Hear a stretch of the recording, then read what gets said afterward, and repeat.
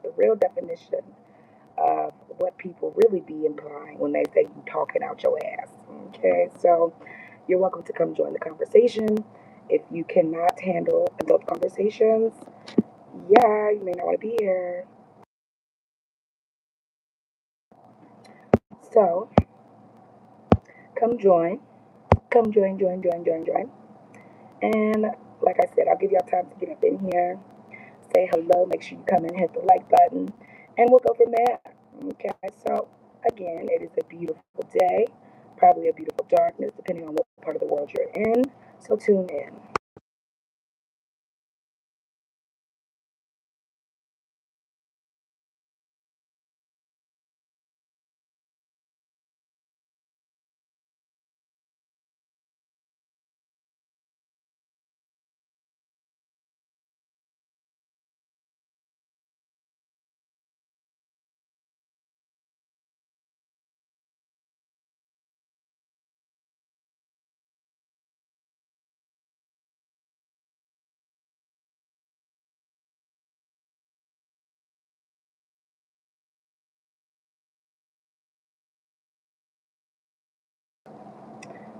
So I know a lot of people really consider themselves experts at certain things. Intercourse is one of them. But you also have to think about who owns and advertises these things to you. And a lot of people are enraged.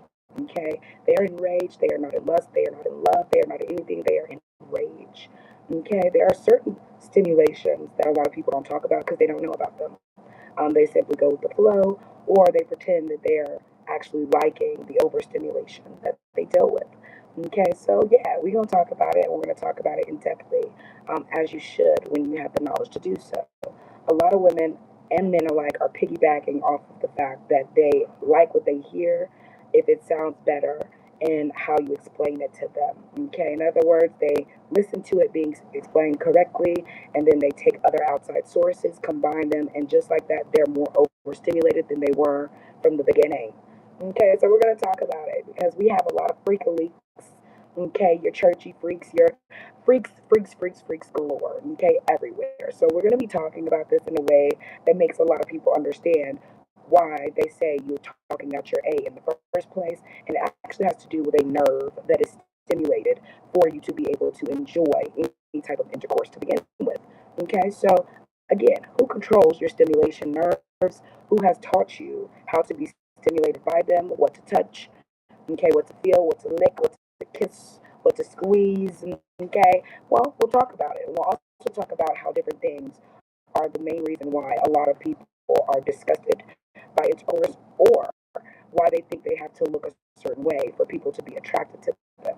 Now, for the people who don't get this, most women and men alike, okay, have a very hard time admitting that the aging process has a lot of people, okay, feeling inferior, okay, because for many years, I don't care what region you are in, how long you were there, where you came from, your ancestors, I don't care about none of that. Overstimulation has usually occurred because of the context of grown adults who are using children as stimulation objects. Okay, so if you don't believe me, that's okay, but we're talking about it and it's serious. Okay, this is why certain women be like, I'm pretty. I'm no, you're trying to look childish so that men see you as youthful and want your essence in a childish like way in order for them to want to take care of you. So again, when you mature and you understand certain mindsets, okay, these are the very reasons why certain women come into my channel and be like, but you that lady. I am. I don't play kitty games. I don't have kids, and I'm not overstimulated. I get what I want. And if you don't understand that, it's because you're overstimulated and you need to bring it down some notches. Okay? There is nothing about intercourse that should overstimulate you. Okay? I said what I said. It is a release mechanism, and for both, not just one. So we're going to talk about this in a way that people be like, but my ass, literally. Okay, so we're literally going to start off talking about the different nerves that control different things. I'll get you out of here because none of that. Okay, and I want you guys to come in. What's up, Selena? Yeah, you guys come in, hit that like button, join the conversation because we gonna get into it. Okay, I'll give y'all a few minutes to get on up in here, and let this hit your algorithm. Okay, we're gonna channel a little bit today too. Why? Because this is an important conversation, and you need to have the conversation with experts, okay, and people who actually understand in a holistic, okay, type of way compared to people who are trying to tell you out of control and power. And most of the time, your stimulation needs, your dopamine needs, okay, are met by people who are absolutely playing games with your nervous system. And they're the only people who can get certain things out of your system, put them into your system, and overstimulate you to begin with.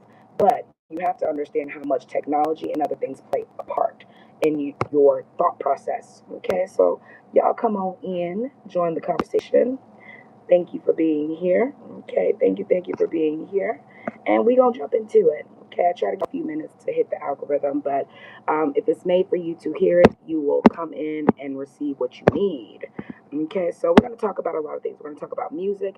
We're going to talk about, in particular, the specific people who actually help overstimulate you on a day-to-day basis. And most of them use technology to do it. So, first and foremost, how many of you guys know which parts of your body are actually the parts of your body that control your SMEX experiences? Okay, let's start there. Okay, how many of you guys actually know these things? And if you don't know, that is totally okay. That is what people like myself are here to do and help you understand. So, that being said, okay, that being said, we are going to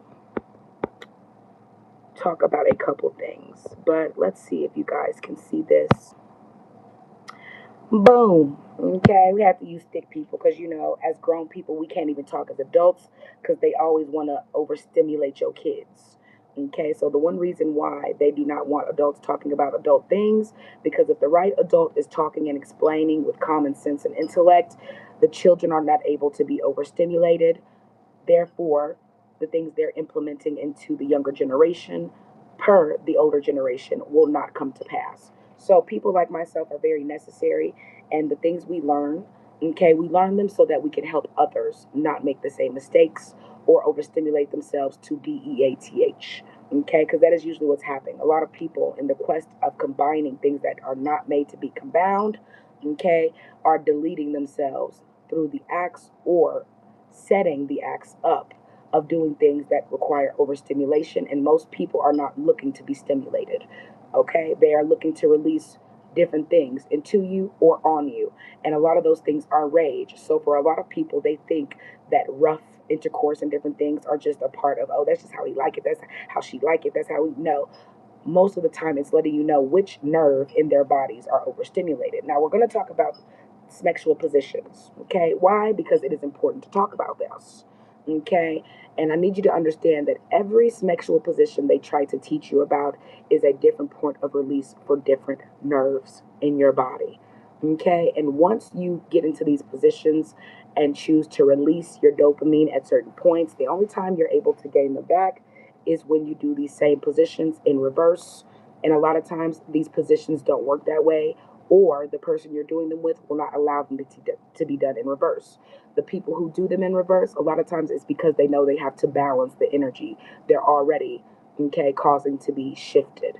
Okay, this is why certain people have made it their business to overstimulate the internet with pornography and different things because they have to have control over your nervous system.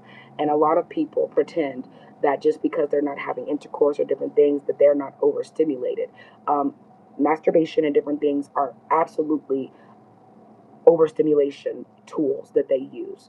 And they always give you something to stimulate other nerves to do it, because what they're doing is taking your brain focus away and giving it to your nervous system. So your brain does not think clearly. And this is what a lot of people call, for men, thinking with your D.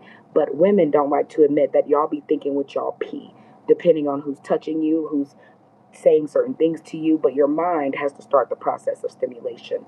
Now, I want you to look at these positions. A lot of these positions are what they use in music, okay, in music videos, in movies, okay. They start off the scene a lot of time doing all of these positions. You always see a white woman or whoever walking up to her man or boyfriend, grabbing him by his neck, his ears, rubbing on his head. A lot of these things are to imply this is how you stimulate people, but it's not. not. It's how you overstimulate them. And the more you watch certain movies and films, you see that they start off with overstimulation. And as the movie goes on, everything goes awry from there. Okay, why? Because it is not SMEX that leads to your balance of thought, mind, spirit, or anything else. In fact, it only releases different chemicals into your body that only other chemicals can take away. Now, a lot of people hate to hear this, but how many times have you started a movie and the first scene is some random white people who met at a bar and they just instantly go in the bedroom? Okay, I'll see you tomorrow. Okay, type of. Well, it's because they're starting you off with overstimulation. And it doesn't matter what you think it is at all points at most of these films that they call artwork and everything else, media, entertainment. It is not entertainment. It is further, okay, instilling of their overstimulations. Okay, this is not something that most women want, and it's definitely not something most men want because most men are already overstimulated by rage. I said what I said. Now, let me show you what I mean in a analytical way. Because again, a lot of people hate truth, but it's only because they're overstimulated, and overstimulation is how they spread what they call love and feelings. But most of them don't know what they're feeling. Okay, you're feeling what somebody else has put into your head. So give me a second. Let me pull this up here. And we're going to start with the basics so that we can go from there in your understanding. So it says here, okay, dopamine is a crucial neurotransmitter and hormone. Okay, ooh, real definition of y'all hormones off. Okay, and not only are your hormones off, a lot of men and other people are taking hormones so that they can secrete the hormones needed to stimulate other people. In other words, a lot of women have had their hormones literally released and over released, and they are literally giving your hormones to men who are pretending to be you. Okay, so yeah, they have to get the hormones from somewhere. They're not just giving them GMO hormones, they're giving them real hormones. Okay, and a lot of them are being extracted from the blood and the nervous system. And sadly, a lot of people believe it's not possible, but you don't understand how far along science really is. So it says dopamine is a crucial neurotransmitter and hormone that acts as a brain's chemical messenger. Okay, your brain is the messenger. So which messages your brain is stimulated by usually shows up in how and what you're attracted to and how far the arousal goes in the attraction. Okay, so known as the feel good molecule, it is heavily involved in reward motivated behavior, pleasure, motivation, and motor control. Okay, understanding dopamine involves looking at how it functions in the body, what happens when levels are off, and how it is naturally managed. Okay, ooh, what it does. Okay, reward and motivation. Dopamine provides feelings of pleasure and satisfaction when you achieve a goal or engage in enjoyable activities like eating. It connects positive feelings to behaviors, motivating you to repeat them. Okay, so again, who controls your dopamine? Well, I'll tell you who most people's dopamine is controlled by: the media. Okay, the media has overstimulated everyone as a collective to the point where the only people who have natural balance of hormones and understand the world and see their partners in the correct arousal are people who are not overstimulated or in needing of extreme dopamine releases. Okay, in other words, you build up so much, you have to release it, but you are not taught how to release it correctly. Everything is, oh, I do this by exercising. Oh, I do this by intercourse. Oh, I do this by dancing. All right. When you get through, that is not how you were intended to release. And because that's not how you were intended to release, most people go from one release to the next to increase their dopamine because that's not what you're releasing. Okay, if you were releasing that, it would give you a calming factor. It would give you a clarity moment. Most people never have clarity after intercourse. The men who say they do, they lie. Okay, intercourse does not give men clarity. It clouds their mind, which is why they continue to search for more and more energy to release into that can help them create a relaxation feeling. This is why most men are like, oh, I need a lot of women. I need a lot of, no, they're overstimulated, but I'm going to teach you why they're overstimulated. It's because they have been stimulated by their asses. Okay, men who don't admit certain things, it's only because their nervous system, okay, is used to releasing through the nerves in their ass. And a lot of men can't release this, but it's obvious. Okay, this is why certain men can't get off. They're not turned on. It takes a lot to arouse them, and they won't be honest about why this is. So we're gonna go deeper into this. Okay, and we ain't worried about the views. I'll start channeling in a little bit so that you guys can understand what I'm talking about. Okay, so let's get into overstimulation and understanding how most people are dealing with it. Okay, overstimulation, okay, happens when your brain receives more sensory, emotional, and cognitive input than it can comfortably process. Okay, ooh, okay, shifting the nervous system into survival mode. Okay, and for survival mode, most of y'all are trying to fake level up into what trannies and other people have already said is their normal stimulation. And it is their normal stimulation because they are men who are double minded or women who are double minded, meaning their main source of stimulation comes from people who can give them, okay, overstimulation. And these are technically what you could call a freak. Okay, this is why men be like, I need a freak, I need a freak. It's because they're overstimulated and only other overstimulated people can stimulate them. Okay, so being the freak of the week and the pass arounds, a lot of times certain people, especially in Hollywood and other places, why you see the same faces being passed around amongst people, it's because they are the freaks of those organizations or those levels of stimulations. I said what I said. Now let's continue. Okay. It is incredibly common, often triggered by loud noises, okay, crowded places, emotional stress, and excessive screen time, and is particularly prevalent in neurodivergent individuals. Okay, this would simply mean people who have a very hard time controlling their nervous system. Okay, these are the people who think they have ADHD and all these other type of mental, okay, disabilities or disconnects, and in reality you don't. You're literally overstimulated either by self masturbation or because of not being accessible to people who you want to be accessible to. This is what causes a lot of people to feel like they have to change their outward and different things. It is the inward things you are looking to take from other people so that they can release in you to give you mental stimulation. And for most people it never works. You simply lose a part of yourself you never get back, and your nervous system has a hard time functioning and actually putting it back together again because the things you're releasing is not dopamine. So let's talk about it. It says here, okay, common symptoms: brain fog, inability to make decisions, and difficulty focusing. This is why a lot of women who are indirect, childish, a lot of men who are indirect, childish, try to get you to think about intercourse before getting into deeper things. If they can control your dopamine and stimulation levels with S3x first, most of them have already won at the game of overstimulation. And this is why a lot of women are not in love, have never experienced love, and the same for men. You have been pretty much bamboozled by somebody who used pretty much S3x as a weapon. Okay, and if they can use intercourse as a weapon against you, I hate to tell you, you are not in control of any of your nerves or chakras.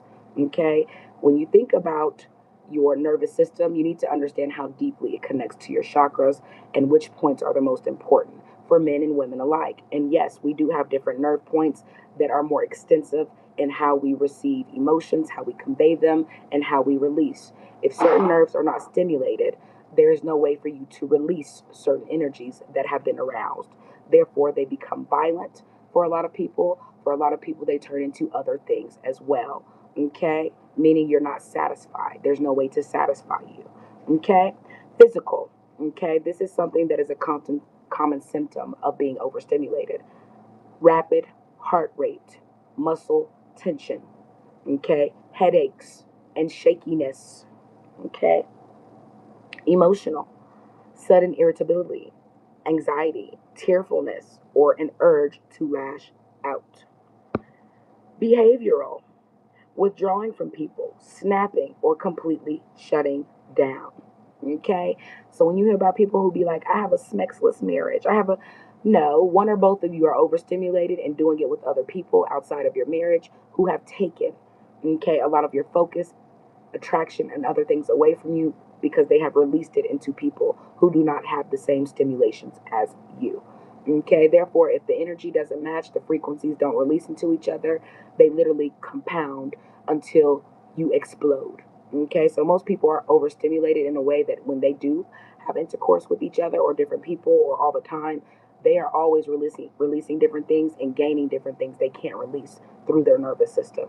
So what does it do? It turns into other things, it builds into other things. And when you finally release, these are the things you're releasing into people, which is why they come back and give you the opposite of what certain things are intended to do. Okay, a lot of people are like, I did this to calm you down. I did this to make you like me. I thought you liked me. You loved me. Okay, your brain is not thinking for you. Your nerves have literally been overstimulated by beings that know you're overstimulated. Okay, they control it. So I want you to see how deeply this goes into the thought process of people. Most people cannot receive extreme knowledge and release and calm because their brains are connected to being overstimulated and specific people who do it. So, something that I want to bring up, okay, and why it's important to bring this up is because a lot of people forget child marriage is absolutely still legal in America as other places. This is why a lot of people don't like to talk about it and why they're childish and always try to look younger than their age, why they never want to grow the fuck up. Okay. And yeah, we're going to talk about it. Okay. And this might get shadow banned. I'll channel later if I feel the need. But again, the people who need to share this message, they will always ride my wind enough to share it. Okay. So let's talk about it. Okay. It says, when did they stop using children as brides? Ooh, well, let's see. Child marriage is still legal in 33 U.S. states. Oops. This is right on your internet too. Okay, child marriage is still legal in 33 U.S. states. So it don't matter how many times they come on this internet and be like, "Oh, that's illegal." Okay, sex offenders list, and it don't matter. It is legal in 33 U.S. states for grown men and women to date and mess with children and get a slap on the wrist, if anything at all, because they letting you know they are for it. Okay. That being said, I need you to understand how a lot of the women who are on here hell bent about trying to prove their worthiness through looks and how well they're aging, it's only because they know they're competing against children and they're not really a competition. You're competing for pedophiles at this point. Okay, this is why you have so many people who like to talk about P. Diddy and Epstein. Well, it's because they can't stop remembering that they used to take the nervous system of kids and wreck them. Okay. Period. Okay, a 9-year-old should not be getting pregnant. 11-year-old doesn't know what to do with their nervous system having children, okay, or going through certain experiences. But this is also why a lot of women are childish or pretend to be childish because they know men, okay, and women alike are still used to seeing children pretty much explore themselves sexually in front of them. Nothing is more stimulating to adults who are overstimulated than watching children who are supposed to have innocence and control and everything else that comes with being a child be exploited. And this is why the biggest genres of porn are actually all teenagers. It doesn't matter if it's a boy, if it's a girl, and this is why so many teenagers, boy or girl, are overstimulated and feel the need to always over sexualize themselves or that they need to compete with the people in their age groups who are already like that. But it's because, again, child marriage is still legal, and a lot of children see how adults bicker amongst themselves. A lot of people are pretending they're trying to make sure their grandkids and other people have options to choose from, and they're going to have the same shitty options that you have.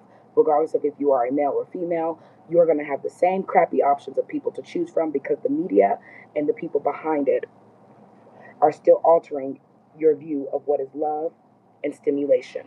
Okay? Now, it says here, child marriage is still legal in 33 U.S. states and remains a widespread global issue. The timeline for banning child brides varies significantly by location and specific legal exceptions. Oh, wow. Okay. Interesting. In the United States, okay, it says historically child marriage was legal in all 50 states. Ooh, I need y'all to understand this. Just because they say it ain't legal no more, don't mean it's not. It is. Okay, most celebrity children are literally married to someone who's well older than them, whether it's an older family member, uncle, cousin, distant whoever, most of them get married to older people. This is exactly what happened to the Olsen twins. This is usually what happens to people like Justin Bieber. They're marrying older people by force because the older people need their image, status, and youthfulness to give themselves a boost in morale. Okay, it gives them dopamine in a way nothing else can by stimulating children who have an excess of energy to release. But in doing so, look at how many of these children, I don't care if it's the Home Alone kid, Justin Bieber, Usher, if you realize the people that they overstimulate as children, they grow up and become Smex puns for the entire world. And they put that on display. Okay? They put it on display. It's long lines of these violations of their nervous system. Okay? So a lot of things that people like to tie to religion and different things, they have to give you those things to actually give you a point of reference for where these feelings and situations are coming from. But it is not what is the root cause of these situations. It is the fact that for many, many, many generations, children were the people of primary target for men who said they wanted to start their lives over. And all men did not want children. The men who did not want children the most are usually the men who would go seek out boys to overstimulate them and give them a false sense of protection. To this day, a lot of men, okay, start off seeking men as a boy because they are taught and they are shown that men are here to protect other men, not women, unless they are a young enough, okay, childish enough woman that they can listen. Okay, this is why so many men are caught up in, you better listen. I need a woman that listen. It's because they are so stuck on being with children and having access to children. When you make them grow up and date amongst their age bracket, it becomes a battle of, I can't release my childish dopamines that I was never allowed to release. They were taken from me. So if you are too mature, if you are too understanding, if you are not overstimulated, they cannot take anything from you. Most children are always overstimulated, depending on who is raising them. Okay, so a lot of people usually try to stimulate children. Okay, and I'm gonna show you how deep it is, and why people pretend they just love teenage movies and love affairs. It's not attractive and it's very pedophilic. Okay, I don't care what y'all think, it is. And this is for educational purposes. So a lot of people ain't gonna come here and get what they need. They'll come take bits and parts, and make different conversations out of it. That's fine, but you need to understand the core of what's really happening here. And certain people who are stimulated by seeing certain things, whether it's teenagers, whether it's whatever, it's because their dopamine levels are not correct, and because certain older people usually took their dopamine, okay, and wrecked their nervous system doing it. Okay. Now, as you see, child marriage was legal in all 50 states of the US. Okay, a nationwide movement led by organizations like Nothing More Than the Media, okay, did state by state reform, but out of all the 50 states, there are still 33 states that said, nah, we like messing with kids. We like overstimulating kids, forcing children upon them, marrying them young, and so on and so forth. Okay, I don't care what y'all say. A lot of people get married so young, and it's usually the parents who have to give permission. Now, it says that banned completely in 17 states. The practice has been completely banned with no exceptions for parental consent or pregnancy. The states where it's legal, it's because the parents have given consent for it to be legal, meaning they did not go against it in their government offices. So you guys need to look long and hard into the states where a lot of these people are talking their ish from about being red pilled and all this other stuff, men and women alike. And it's because a lot of people are going for the children and they know that's their target audience. I don't care who it is, whether it's Level Up Guru, whether it's Shira 7, most of these people are in places and states where child marriage is legal. So they're competing against children and they're trying to make themselves seem as innocent and childlike as possible because their options are dwindling. Men sense your nervous system. Men know when you have been overstimulated by people who have more overstimulation than them. You can't pretend it. They feel it. Okay, so again, it says Delaware, New Jersey were the first to implement these bans. Other states include New York, Massachusetts, Pennsylvania, and Virginia. Still legal. Okay, the remaining 33 states still permit minors to marry under certain circumstances, usually with parental or judicial consent. Okay, I know because my mother got married underage. Ooh, and her mother was the one that said, here, if he can take care of you, here you go. Here's my child. Okay, so a lot of women who are still having kids and don't know what to do with them, it's usually because you come from a time period in your mind where you thought you were going to have kids and be able to use them as bargaining objects towards men or women alike, depending on who was after them. Okay, so we're going to let you see that, okay, so that you can understand where we're going here. We're going to touch on a lot of points. Like I said, I love what I do and I do what I love. And making sure people understand what's going on around them is very important to me. So, I want to talk about who is controlling the image of always pushing pedophilia on the masses and keeps you stuck in it. Okay? So, boom. Who controls the image of sexual behaviors? Ooh, okay. You're welcome to type this in your systems as I am. Certain things that I will share with you guys and my members only are things that I have actually patented through my doctoral program, and we're also going to be talking about some of my okay, my co-partnerships with other doctors who honestly study these a little bit more intensely and on a more global scale, meaning not just a couple states or their own state. So it says who controls the image of sexual behaviors depends on whether you mean. Even the system hates when you ask for truth, okay? But it says who controls the image of sexual behaviors depends on whether you mean the visual representation in media or the internal mental processing of sexual imagery. Multiple societal and biological forces shape these representations. Correct, but only one person and one specific race is literally pandering these things to you. And we all know who that is. The same people who is over Google, the same people who are over social media and everything else. Now let's talk about it. The number one people who control how you see intercourse and sex and everything about it, media and entertainment. When I tell people everything is spiritual, you ain't here to be entertained. You're in hell and the highest level of it. Okay, I don't care how you want to see it. Once you really see it for what it is, you'll understand why so many things have to persuade you to do intercourse or bring fake stimulation to it. Okay, it was not made to stimulate you in those type of ways. It takes away your intimacy and your survival instincts. Okay, this is why a lot of kids do not have survival instincts. They are purposely raised not to have them so that predators can prey on them. Okay, so tell your kids not to talk to strangers. Okay, they offered you candy and kidnapped my child. And yes, this is on purpose because most kids, I don't care if it's a baby, anything, most babies have survival instincts that are already instilled in them.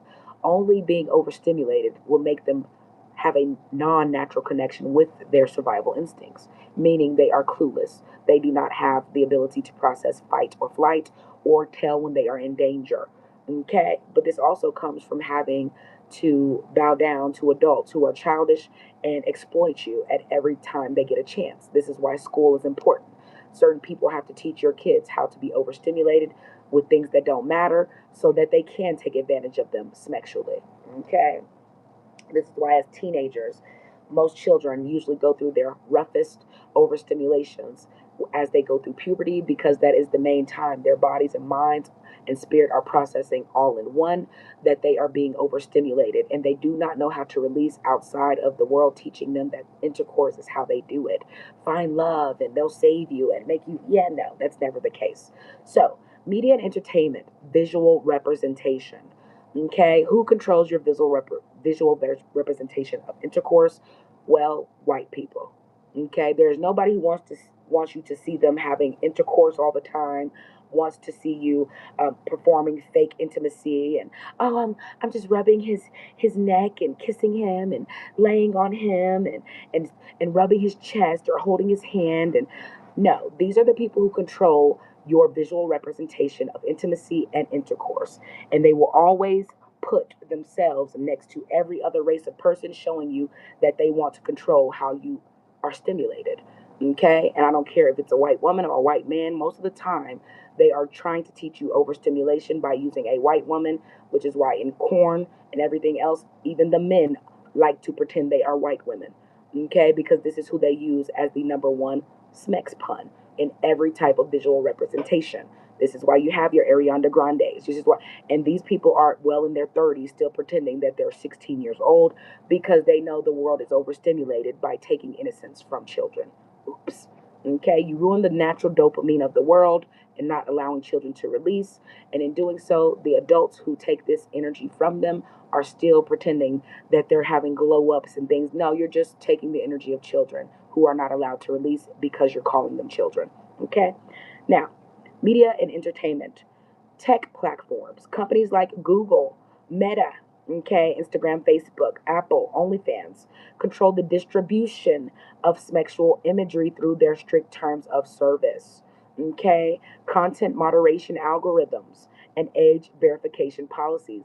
This is why people think they have something called privilege or pretty privilege or skinny privilege, but you don't. If you do not stimulate the masses sexually, you are usually put on a back burner because all they want to pander to you is overstimulation of people who are overstimulated.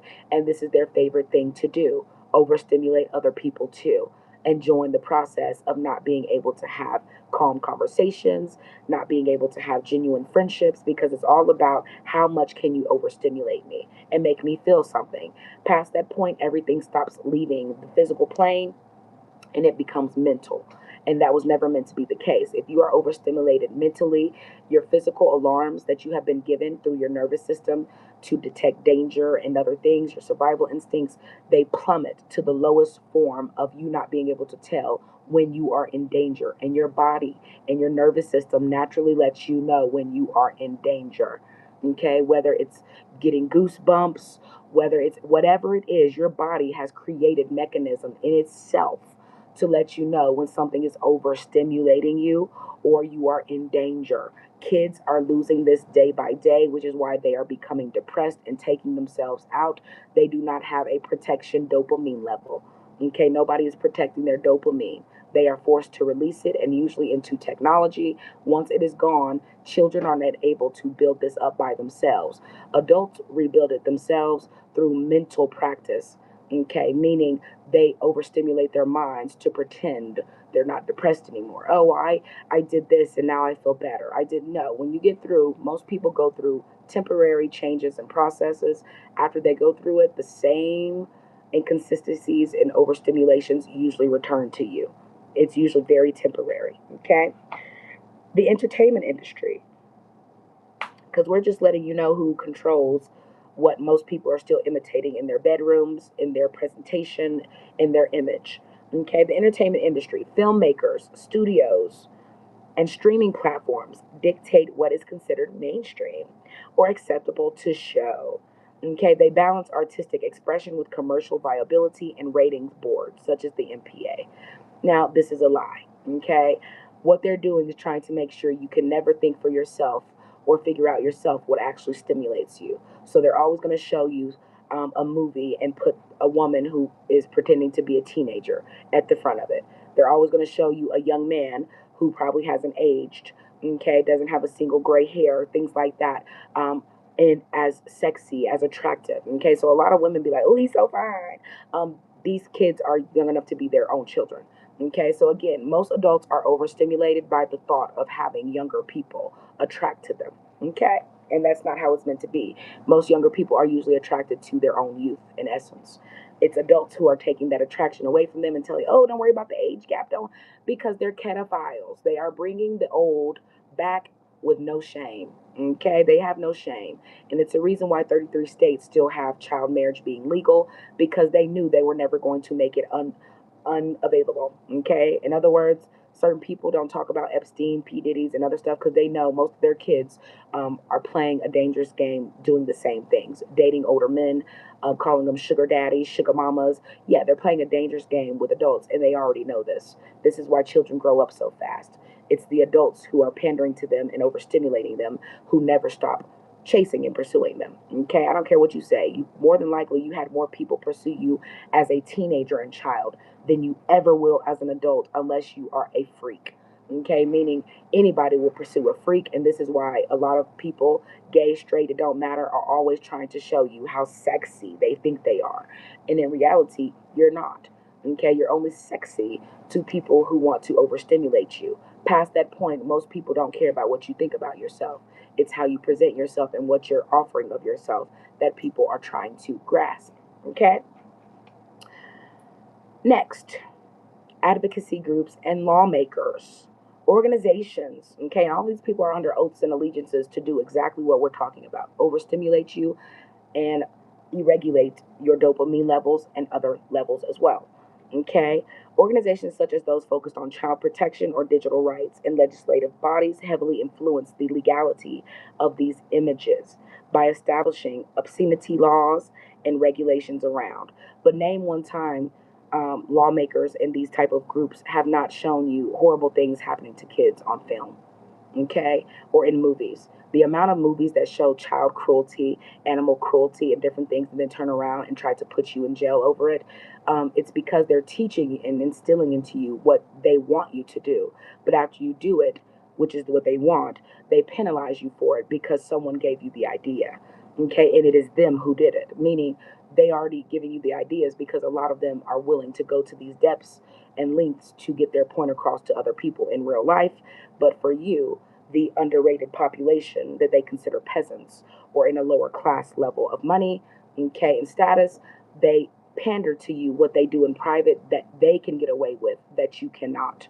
Okay, you upset the wrong person, the wrong lawmaker, you upset the wrong politician, you upset the wrong celebrity, things like that. Most of them are going to go through great measures to do very disrespectful things to you or things behind the scenes that nobody would know except for the people who are in the bigger picture. Okay, period. So now that you see who controls all the things that are on your television, on your radio, why they can't even let you think for yourself, let's talk about why they're always over advertising teenagers and lust. Okay, most grown people cannot relate to teenage lust affairs unless you've had them yourself. But for some reason, certain races of people always let you know that they love to see teenagers doing the do. Okay? They love it, okay? And guess what? Black people be thinking they exempt, you effed up too. Okay, the Color Purple and other movies have always let you know that these men prefer a child to do the labor of mothering because they are the only people who can do it without complaining, and they're the only people that you don't have to tell to be quiet. They're already scared.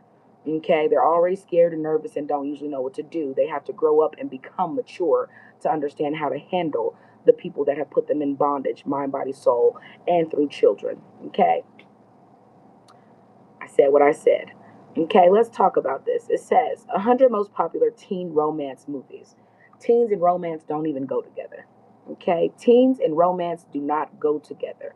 They are usually overstimulated by the same companies and people we just talked about who are overstimulating them, and the only way they are being taught to release is through intercourse, okay, and physical attraction. And guess what? These are the very people who grow up and be like, we were high school sweethearts, and they end up on every type of true crime show you can think of because they were only in overstimulation, never in love. Okay, so imagine being in ignorance and people are saying you're in love. You're not. You're in overstimulation, and you've met someone who is cool pretending they can match or compete with you being overstimulated. Once that leaves, the anger, the rage, the other emotions that have not been touched on or understood or connected to are the only ones waiting to devour what you think is a comfortable relationship or connection. Now, if you look at these movies, there are so many more movies than this, but you're welcome to look at Google or whatever else and look up how many teenage romance movies there are and how a lot of things that are geared towards adults, they call it PG-13. That look at how many movies are PG-13 because their main audience to overstimulate are children. Okay? 13 is a child. Okay? But they call it PG because they know they're going to add intercourse and other things to it to help overstimulate these children and make them think that certain people are their love mates.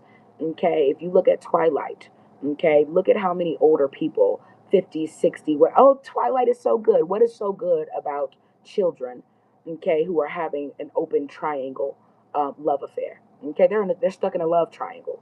Jacob, Edward, and the girl here. Okay, what is sexy and interesting and so amazing about teenagers in a love triangle? Nothing. They become adults who get in love triangles.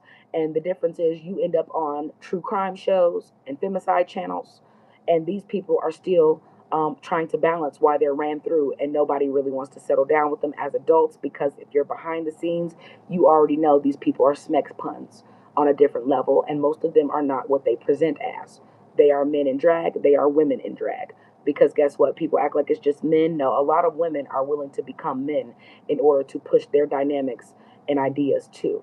And if you're willing to do it at the same extent that other people are, including men who become women, they will absolutely accept you into the circle of pretty much pandering to other people's overstimulation. Okay. Look at movies like Footloose, No Hard Feelings, My Fault, Love Me, Love Me. Okay, I could go on.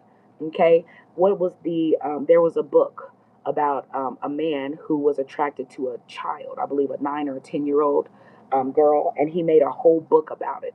And the internet is not questioning anything because they know most men, okay, do not like women their ages because they want to have power.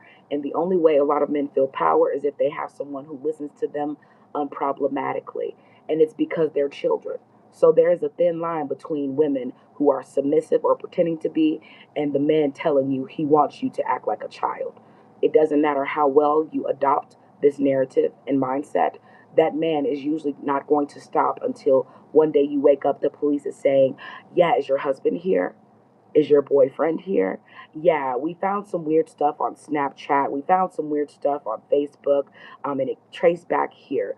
They would never give you a black mirror if it wasn't to trace you doing the underground things, problematic things they know is going to cause you to, well, end up letting them control you and put you around predators.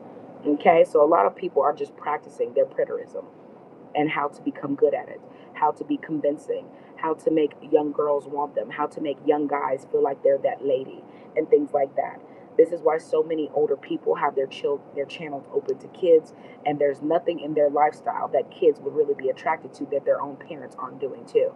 Okay, you're not just watching family channels and different stuff. A lot of these people are looking for easy access to people and calling it, oh, this is a family channel. This is a, well, families are usually private and personal. Okay, the internet is not your family. Okay, a lot of these people are just showing you how they're inconsiderate about their children's future and how they want to advertise their youth. Okay, they're not just showing you their kids for no reason. Their kids are more youthful and have more essence and beauty and handsomeness and everything else than they have. Okay, so look what I made. Look, y'all, look. Okay, this is what they're doing.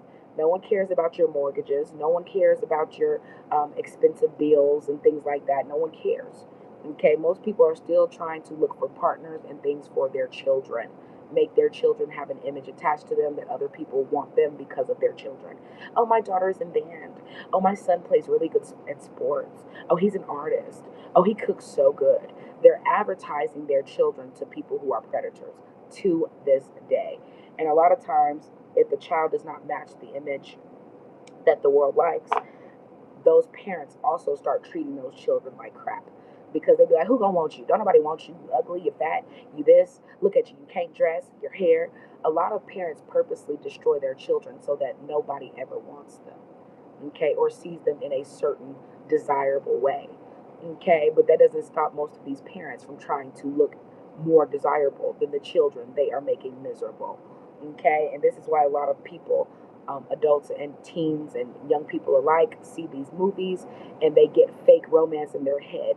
You would love the idea of having romance, but romance always ends. The thing is, only your mind is stimulating romance ideas to you. Past the intercourse, nothing is romantic.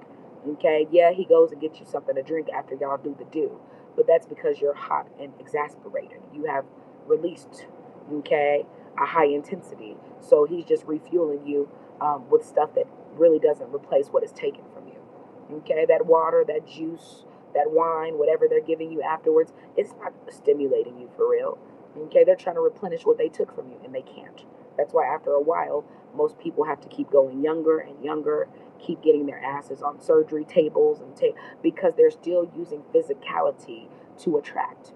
Okay, at one point, it did not matter what a woman looked like. It didn't matter what she had on. She could have on granny panties. She could have on what? Granny stockings. Okay, you need to understand why people like cross dressers and other people specialize in wearing things like fishnets and stockings and older types of attraction mechanisms. It's because men actually like to have something for the imagination. It's women who don't have anything to offer who have lessened, okay, the value of women themselves to appearance.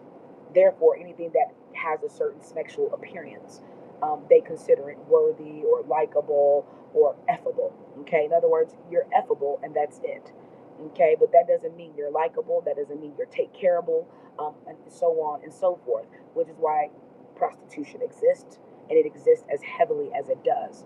All these legal organizations that promote over sexualization of women and men alike, all of these are companies who are under the table taking bribes and literally taxing the money they're making off you legally from you legally prostituting yourself. People like the people on OnlyFans will never admit that they are legal prostitutes. Okay, you're a legal prostitute and you're bragging. I made this much. Do you know how much the government made off of you though?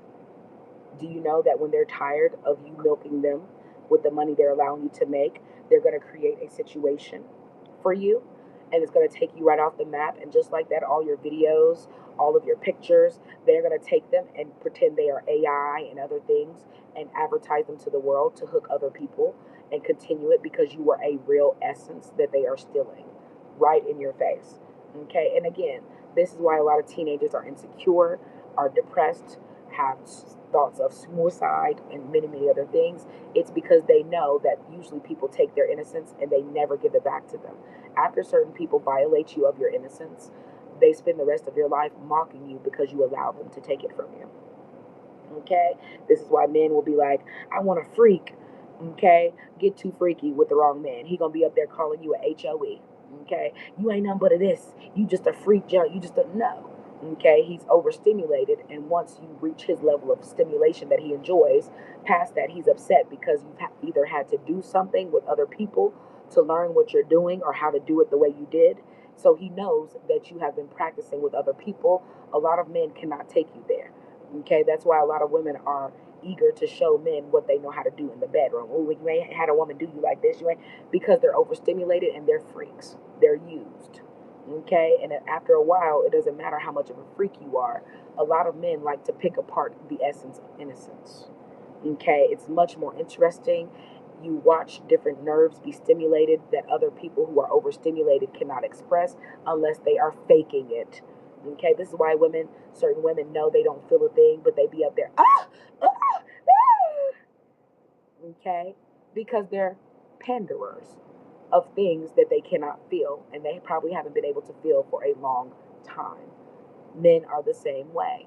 I hate to say this, but a lot of gay men pretend that they're stimulated, but that's why they're gay, because there will never be enough sexual intercourse and energy that they can take in aggression from other men. Okay, I don't care what you say. The same thing with women. A lot of women who are gay, they go for the most aggressive women usually to protect them, to stimulate them, and things of that sort, which is why the main common combinations are someone who calls himself femme and stud. Okay, because they're a dynamic of exchanging aggressive energies. Okay, not mutual energies, not twin flames, not mutual understandings. They are exchanging aggression. And once that ends, it becomes rage on both sides. So it literally becomes a battle of love and lust. Okay, and only one person usually in the relationship feels love until they realize it is lust that is leading them. Once they realize it, most people either choose to stay and go along with it. Oh, it's your job to stimulate your husband. It's your job to please your wife. It's your job to, it's not a job. Okay, it becomes pressure on your nervous system that is unable to be released. And if no one cares about releasing your dopamine levels, you start looking for other ways to do it. And it usually becomes violent. This is why a lot of people go from seeming like they like innocent foreplay and things like that to being aggressive, to the fact that hurting other people or seeing other people be hurt, or even the fact that they were talking about the website where the Grape University type of thing. Yeah, a lot of people past a certain point, it becomes pain. They want to give you pain because they feel like you're resting too much in pleasure, and it's a pleasure they don't create. Okay, and again, you ask me or yourself why there are so many grown people and that watching teenagers or people who are pretending to be teenagers stimulates them so much in television. Okay, these people are not just considered deemed attractive. What they find attractive is their youthfulness they haven't been able to take advantage of. Okay, that's not a privilege. It's just being young and being able to enjoy your youthfulness. So, Earth girls are easy. Okay, and they are. Okay, this is why I say women are so easy. Men are becoming women to give men a challenge. Oops. This is how easy girls have been making it for certain men to have access. And the main women who talk about, oh, I'm this, or be like this, or attract men, or do this, most of them are nothing more than sluts. Okay, they're sluts. Any man can come into their life and offer $50, $100, $500, and literally leave them with HIV, leave them with children. Okay, the amount of women who are only single mothers because they didn't even bother to catch the real names of the men who were releasing sperm into them is astronomical because Earth girls are easy. Okay, depending on your astrological sign. Okay, and this has nothing to do with zodiac, they are different. Depending on your astrological sign, a lot of people are naturally overstimulated by emotion in their nervous system. And when you add intercourse, intimacy, high levels of frequency that do not match your own, it becomes a point of release where you're trying to fight yourself in emotion on how to release these things. So when they say and make movies like Earth Girls are easy, I need you to understand what they're implying is that you are not in control of your mind, body, soul, spirit. Not only that, they are trying to let you know that they want you to be easy so they can release certain parasites into you and call them children. This is why a lot of women cannot admit that they hate motherhood. Yes, because someone released something into you, and when it finally formed inside of you and came out, you didn't recognize it. Okay? Most women do not recognize their overstimulation, and their children are usually a replica of their overstimulation. Whether they have ADHD, whether they have Down syndrome, a lot of times the energy that you are having intercourse in determines what type of essence you're creating from your womb. And a lot of people hate to admit this. Okay, your child is not autistic. No, your children are usually stuck in a place where your stimulation stopped, okay, or started. Okay, and there's nothing they can do to get past that. It's nothing you can do to bypass that because you created it with your own nervous system. Okay, you did. Okay, and this is why certain women, what's up, James, how you doing, baby? This is why certain women spend their entire essence on looks until those looks get them nowhere. In other words, you're just the milf, you're just an old granny who's good with her mouth or whatever it is. Okay, a lot of women are still trying to get the little bit of sexual attraction that they can create in people. And the ones who can't create that, they start pretending that they are psychological experts, because at that point, if they can't play with your mind using their bodies, they start using their mind to play with your mind. Okay, and this is why it's important to know who you're listening to and why they're really talking about it. If you're happy and in certain relationships and things like that, there are certain things you would never share about your intimate life, because you're only teaching other people how to play a game of false intimacy with your love partner.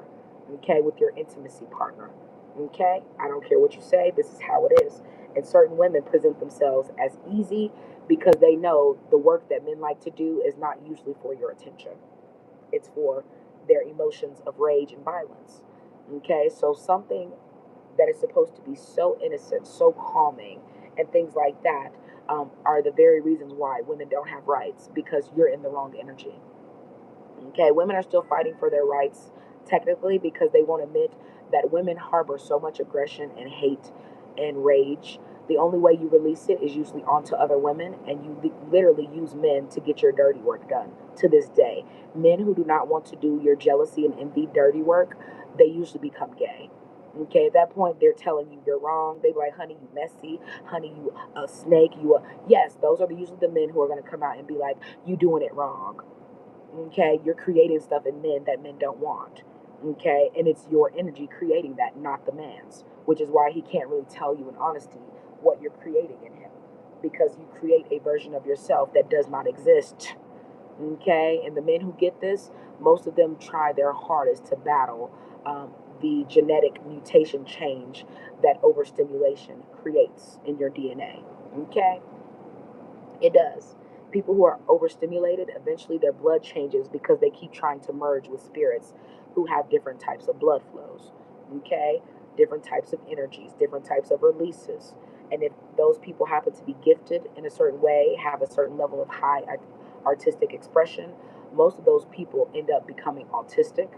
A lot of those people end up creating ADHD and different things in themselves because you're overstimulated and gifted, But when you are redirecting your overstimulations to things that are not release mechanisms, you literally crowd your mental with things that make you seem like you are mentally ill. At that point, you do literally create mental illness within yourself. So you're not easy. You are in a reprobate mind that overstimulation created for you. And this is why you see people try to talk about romance and intercourse, and then they start adding stuff that's out of this world and out of this galaxy because they know they're trying to merge real life with something that doesn't exist. Okay? And being overstimulated by intercourse is not really something that women have.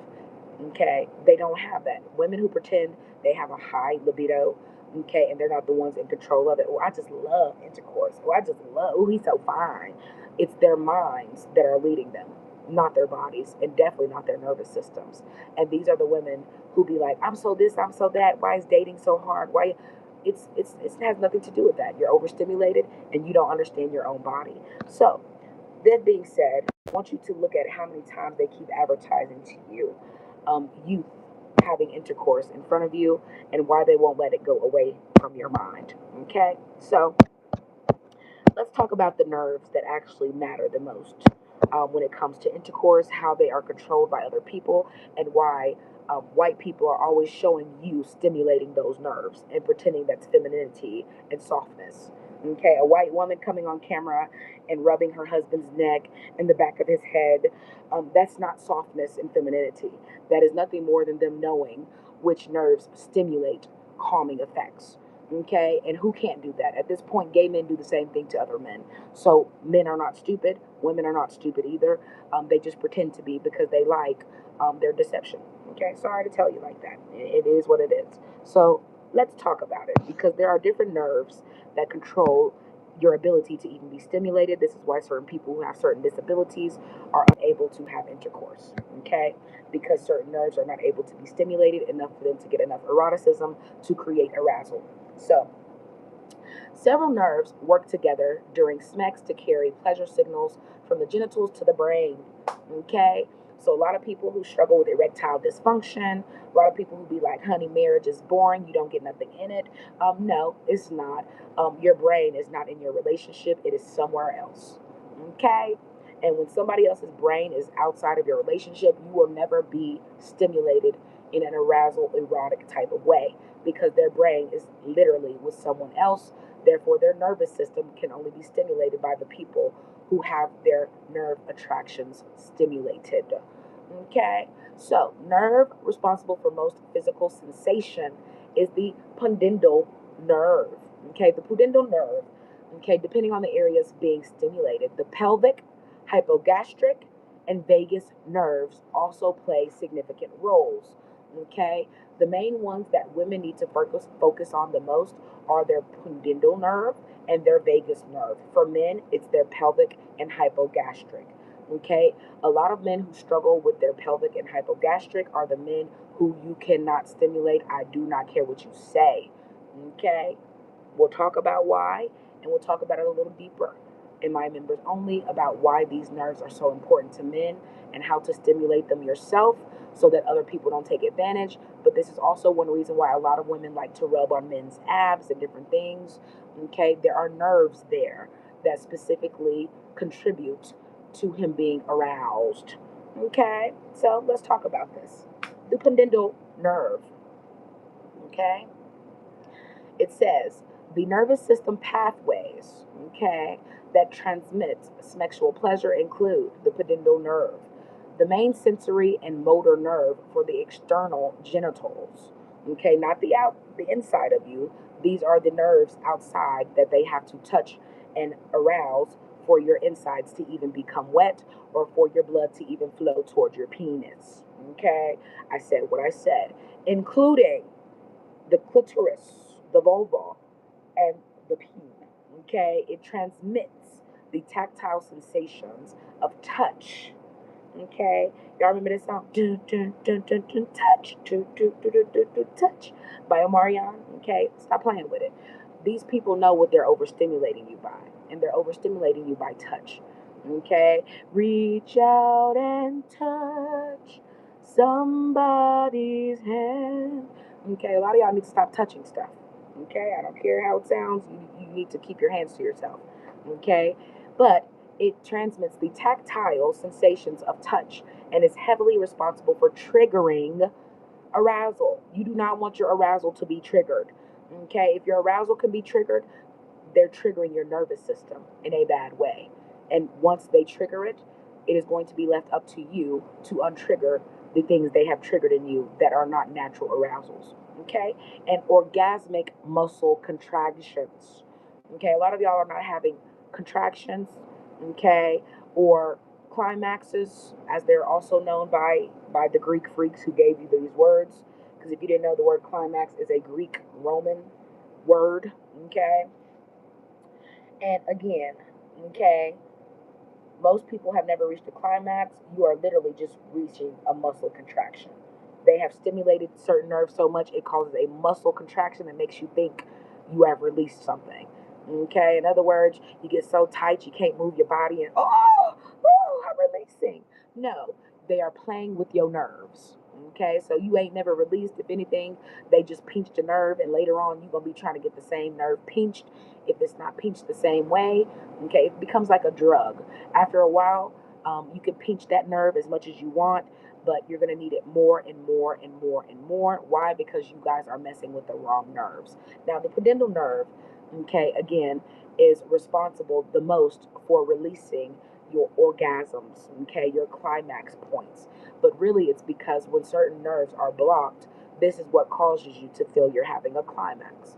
Those nerves being blocked send other vibrations and frequencies to the nerves that are unblocked and cause them to increase in their secretions, whether it's how wet you get, whether it's how much harder your penis gets during the act of what you're doing, whether your body, okay, starts hyperventilating, meaning you're heavy breathing, okay, you get chill bumps. A lot of people in overstimulation, their bodies do different things, and it also depends on who and what is stimulating what nerves. Okay, let's continue. The pelvic nerve. Okay, this nerve supplies sensation to the deeper pelvic organs, including the vagina, cervix, uterus, and rectum. Okay, we're going to talk about all this because a lot of y'all are absolutely talking out your ass because that is the nerves that were usually stimulated first. Okay, a lot of men and women alike, okay, do not understand how many TV shows, cartoons directed at children, always showing you ass out stuff, always making booty jokes. Okay, I don't care if it's Rick and Morty doing an episode where everybody there has a booty for a face, or different things like that.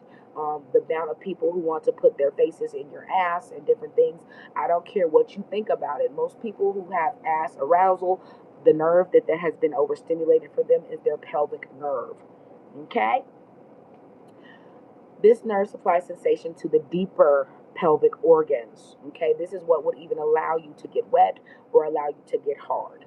Okay, so a lot of men are not stimulated until something in their pelvic area becomes stimulated. This is also why in movies you see a lot of women try to hold their men around their waists.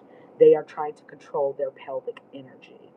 Okay, I don't care how you see it. They ain't just holding them because it's sexy and oh, she's so soft and feminine. And no, they're controlling the pelvic nerve, whether they know this or not, or they're trying to block it from other energies around that would want to pretty much exploit their pelvic regions.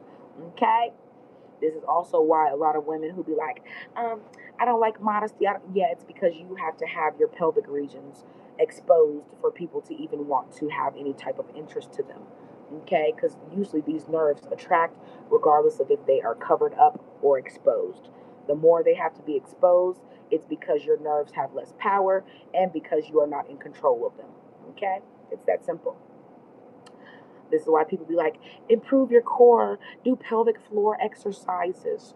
No, no, no, no, no. If you need to do pelvic floor exercises, I promise you what you need to rebuild is not in your pelvic area. Okay? Let's talk. It says it is responsible for transmitting deep pressure and internal sensations of pleasure. So people who have issues with their pelvic nerve, I don't care how many pelvic floor exercises they do, okay, they are not going to be satisfied when it comes to stimulation because it is other nerves that control you being able to feel the intensity of what is being thrusted into you or out of you. Okay? It's that simple. Okay? Hypogastric nerve. This nerve sends signals from the deeper internal organs and plays a role in autonomic responses like arousal and the regulation of orgasm. Believe it or not, the hypogastric nerve is actually what makes most people start dancing when they hear certain frequencies. Okay? It is. And not only that, it travels and it usually stops at your hips. Okay? It stops at your hips. So a lot of people who have a high connection with their hypogastric nerve, the main things that stimulate them in the bedroom or can stimulate them at all is music. Okay? These are the people who cannot get booty, okay, if they ain't got some music in the background. Okay, in other words, oh baby, play my song. You know, this song make me get into it. Ooh, this song right here, yes, but it's because they have a higher connection with their hypogastric nerve. Okay, so if they can't feel it in those certain nerves, a lot of them can't be stimulated, or they're nervous, or they're not relaxed.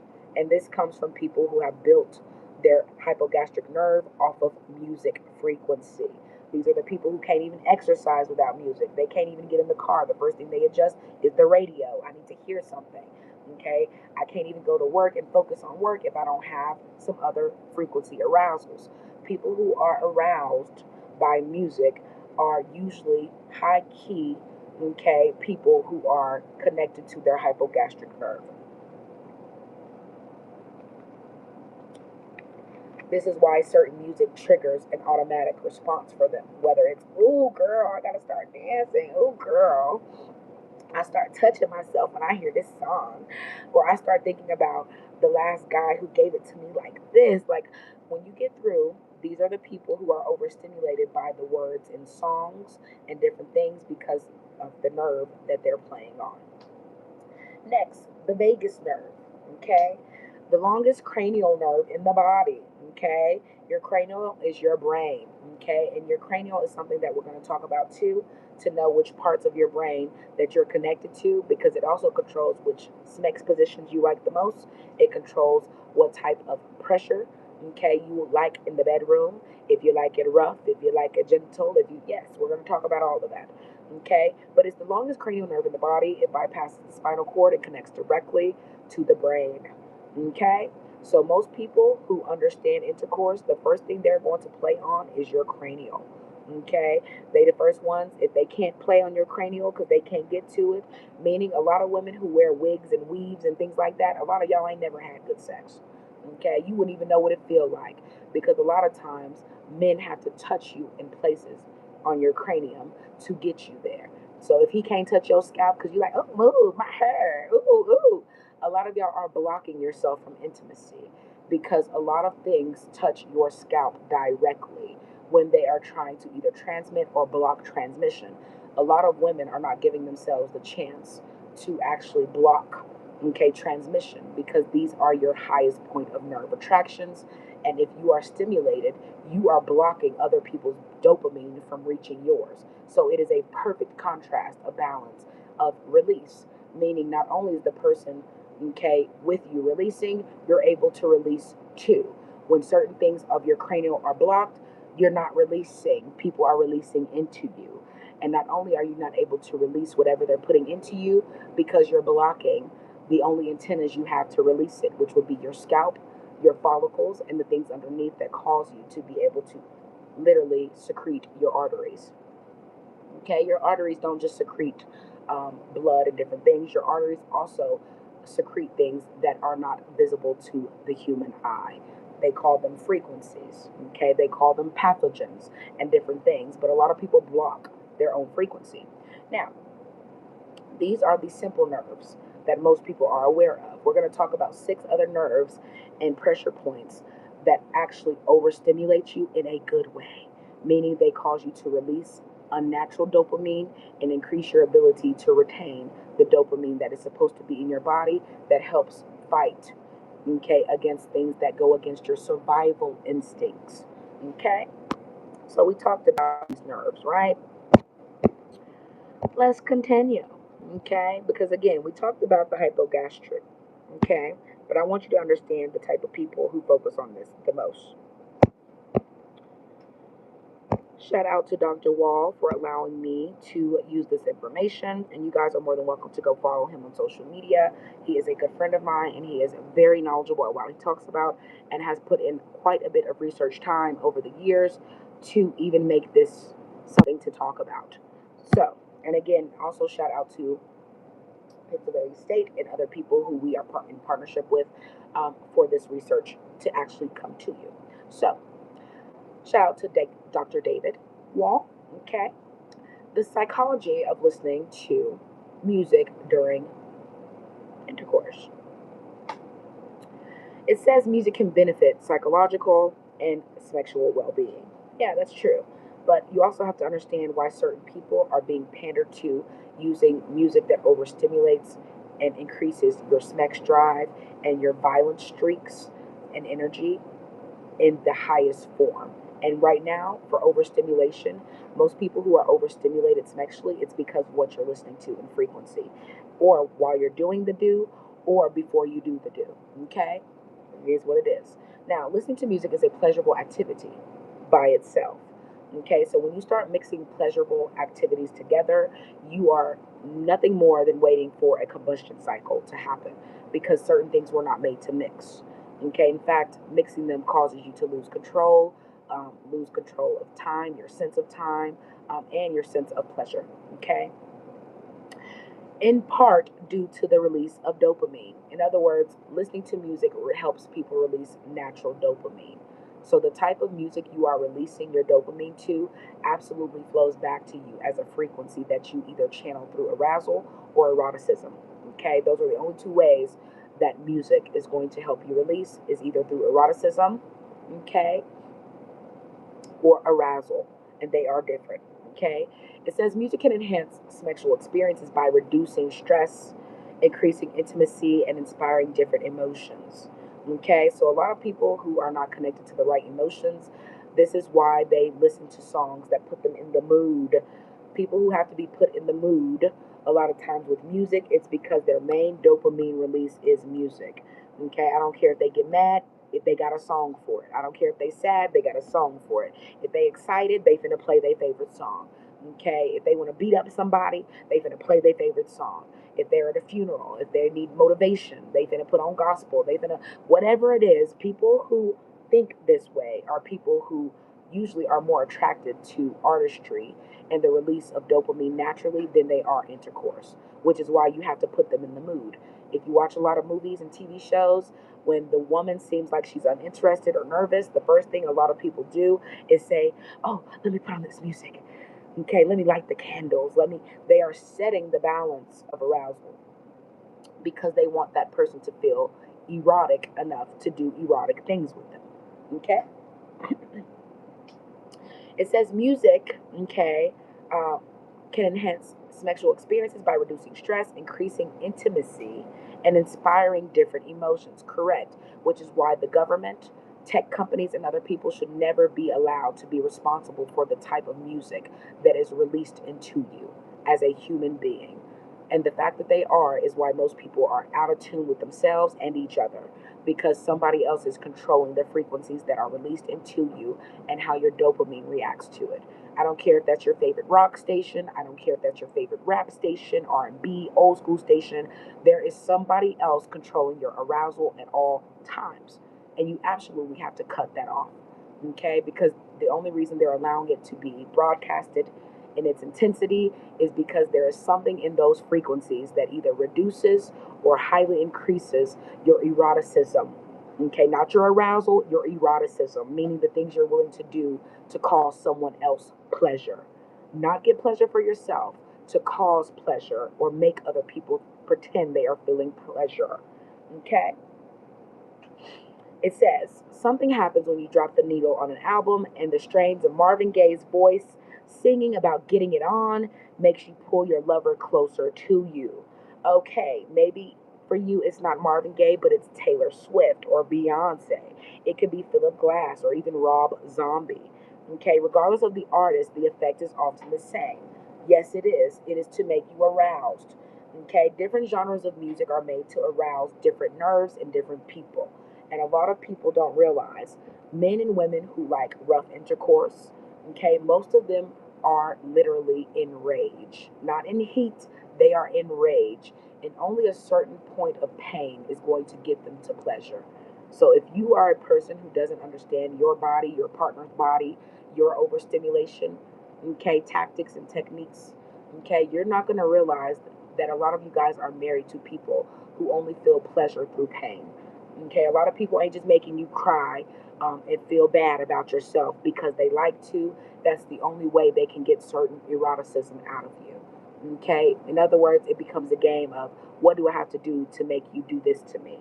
What do I have to do to entice you, arouse you, to make you want to do these things to me?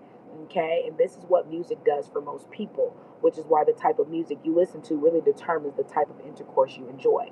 Now, I want you to pay attention to something as we get deeper into this topic. Okay, and again, I'm not channeling because the people who need to get this, they will get it. I promise you, this will be all up and down your YouTube streets and TikTok conversations really soon. Okay, so let's talk about this. 9 reasons why music can improve sexual experiences. Music playing while having can diminish inhibition. Okay, inhibition. There is a spontaneous and freeing feeling associated with listening to music. Yes, dopamine. Okay, that can result in letting go of sexual inhibitions that may have held some individuals back from experiencing higher levels of sexual pleasure. In other words, overstimulation.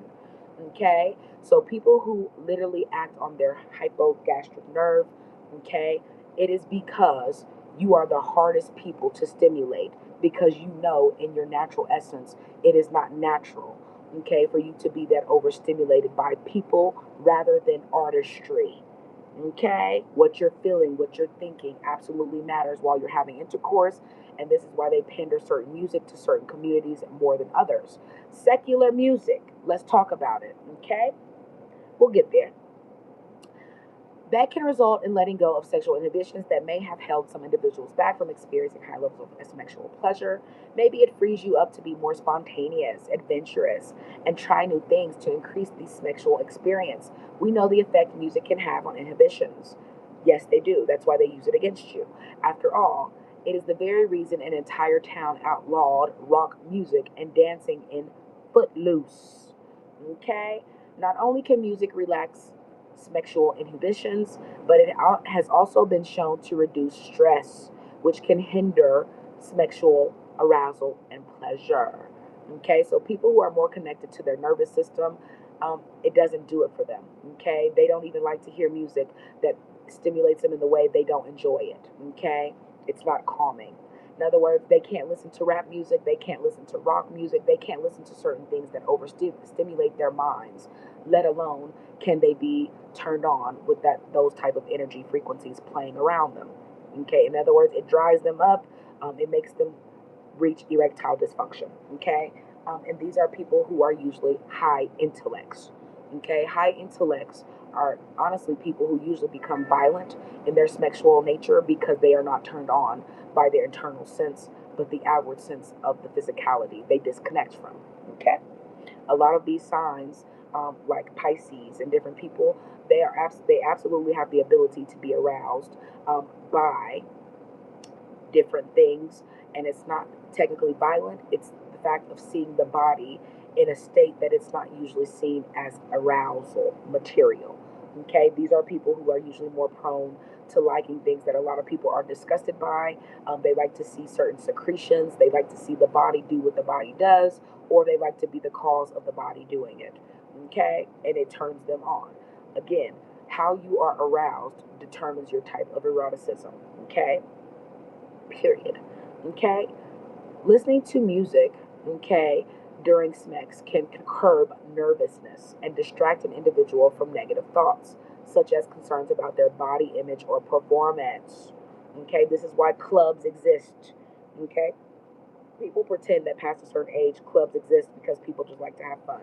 Clubs exist because there's enough music and light vibrations being flashed at you, okay, and pandered to your nervous system that it takes the edge off. And then you add spirits and wine and different things, and just like that, you have become a vessel for eroticism. Okay, so most people don't go to the club for nothing other than to be aroused by somebody and complete their arousal. Okay, apart from distraction, okay, music can help one focus on the task at hand, and what partner doesn't want their lover to be more focused on them? Correct. That's why the type of women and men who like to put on certain music while they're in the bedroom, it's because they know that person mind that they're dealing with doesn't tend to focus on them usually. Okay, because a lot of times silence in the room around you absolutely can help you stimulate your intimacy. And if there are other people's vibrations around you and you're not able to control your own, you are not being stimulated or aroused by the music. It is the words and the energy being released from that music that is causing your interaction to take place, and it is the base of your eroticism. Meaning, certain songs end up taking away the intimacy because the song itself or the frequencies it produces is your intimacy factor. Once you take it out, it becomes casual smecks. And most people are addicted to casual smecks. They don't need music, they're not doing any. Stop it. Okay, casual smecks is common only because of what they're doing to arouse you sexually as a whole, using technology and media to make you think it is normal to be this overstimulated as men and women. Okay, music, okay, is bonding and a heightened sense of bonding with your partner. It increases intimacy and as a result, sexual pleasure. Most black people and other people who are addicted to rap, they are the most toxic people. And unless they are creating it themselves, they are in love with violence. Okay? Rap and different things have literally become went from educational to violent. They represent rampage. They represent vengeance. Okay? So this is why people have revenge smecks. This is why people revenge cheat.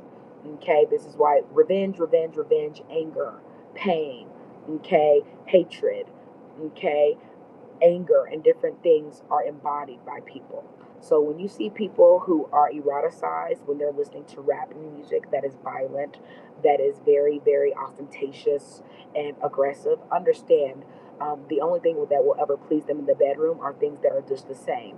And this is also what leads people down a path of having to use people who are not your biological genders, meaning they're not men or women, they are usually transgenders. And they know this. And the world is literally pushed into a facet of pretending they can't tell that the only reason certain people are gaining power is because eroticism has been infiltrated by people using music and other frequencies that hold a higher vibration and effectiveness of vibration over people. Okay, in other words, when they start adding certain people and their energy to certain genres of music, when they start making certain people the face of rock and rap and different things, you should be extremely worried because that person is going to be able to control the narrative of what people are doing and feeling in their bedrooms. Most people are feeling and giving off aggression in their bedrooms. Okay, and at a place of intimacy, aggression is never welcome. Okay, you can say what you want to. Men should not be releasing aggression towards you. Okay, that's the last place they should be releasing aggression. Okay, so again, this is why at one point in time, the men who enjoyed pleasure the most, who enjoyed pleasuring you and making it mutual, most of them were in love with music that were about the equal of balance of exchange of frequency. You love me, I love you. Let's dance together. Okay, let's do the tango. Okay, let me spin you around. Okay, let me throw you back and give you a kiss. Let me rub your hair. Okay, certain styles of dancing and music were made to eroticize you in a romantic way. Once they showed you certain things, they also took it away and replaced it with violence. And this is why a lot of men and women alike think they are gay. You're not. They just switched up your music frequencies. And it caused you in balance to be attracted to different things in the same way. Okay, so just like that, people fell in love with the bad boy instead of the intellect. Okay, in other words, the intellect is so boring. No, you're just boring. Okay, usually the intellect is the most sensual person you will ever meet in the bedroom. Okay, but you would know because you're addicted to someone taking their rage out on you. Women alike, a lot of women who like to ride the peen, baby, they are riding all their aggressions away on you. Okay, I don't care what you say, they're aggressive and they like to be dominant. Okay, this is not just a sexual position past a certain point, when you start adding certain types of music, when you start trying to set the aesthetic of the vibe around you, when you start adding candles and fire to increase your intensity, you're adding elemental charge of frequency to what you are doing in action and activity. So, of course, you're going to have overstimulated everything. And then once you add the elements, once you add music frequency and different things to that, you are in a pool of pretty much a melting pot waiting to combust. Okay? And when you combust, I promise you, just like that, you're gonna be like, but we just had snacks. Why you acting like this? Why you? Because you have created frequencies that they have to go release elsewhere. Okay, you have overstimulated that person so much they have to go to someone with a calmer energy to release again your overstimulations. So the women who are like, I'm a freak, I be riding that thing, yes, they do not have ADHD. They are not the freaks of the week. They are nothing more than SMEX demons who don't realize they're a demon. Okay, in other words, people who want to take your soul in the bedroom and be like, I took his soul, I did it, I'm a soul snatcher. Okay, well, what they're really telling you is they're taking your focus. And a person who takes your focus through sexuality, they are people who do not want you to rise and align spiritually. Okay? Because if anything, when you are having true intercourse, your focus and awareness and clarity should be at the peak when you are done. Okay, in other words, I ain't never thought about this today. Baby, I'm gonna go invest in this. Okay, I just had a clarity of numbers, and these are the numbers that I'm gonna use. Okay, if they're not enhancing your clarity after they do the do with you, that is a demon, baby. They coming for your soul. Okay, and it's to distract for something. They need some money, they need a place to stay. It's something about you that you offer that they have to distract you and use eroticism and not arousal. People that like to arouse you, they like to arouse you the way your body likes to be aroused. Okay? If not, they are not there to arouse you. They are there to distract you and take your focus.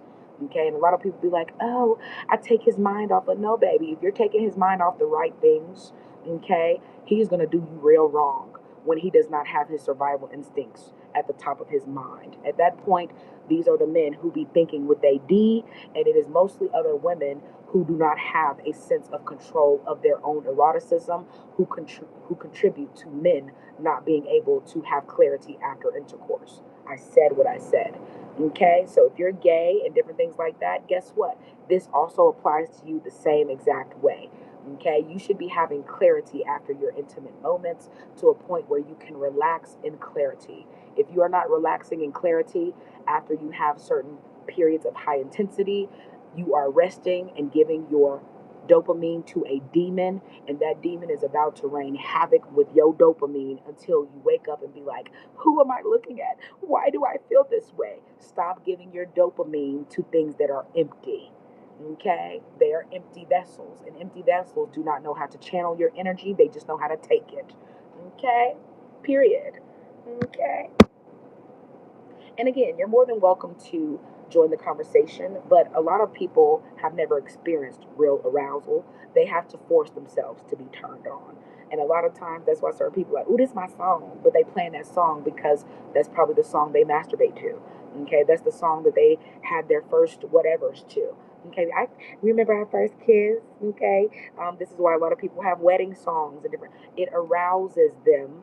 Okay, it makes them focus on the point they're going through, whether it is love and intimacy, whether it is contract of marriage, solidifying different things in their love for each other, confessing their love. A lot of people use music to express the frequency they feel about the person they are doing intercourse or trying to do it with. Okay, let's continue. Dancing and different things are also something that actually raise your eroticism. So a lot of people that struggle with rhythm, it's usually because your nerves in other places are pinched and highly. Okay, I hate to tell y'all this, but a lot of y'all only don't have rhythm because the nurses that y'all trust to deliver y'all babies are pinching the shit out of their nerves that allow you to be eroticized naturally. Okay, so a lot of y'all were born with rhythm.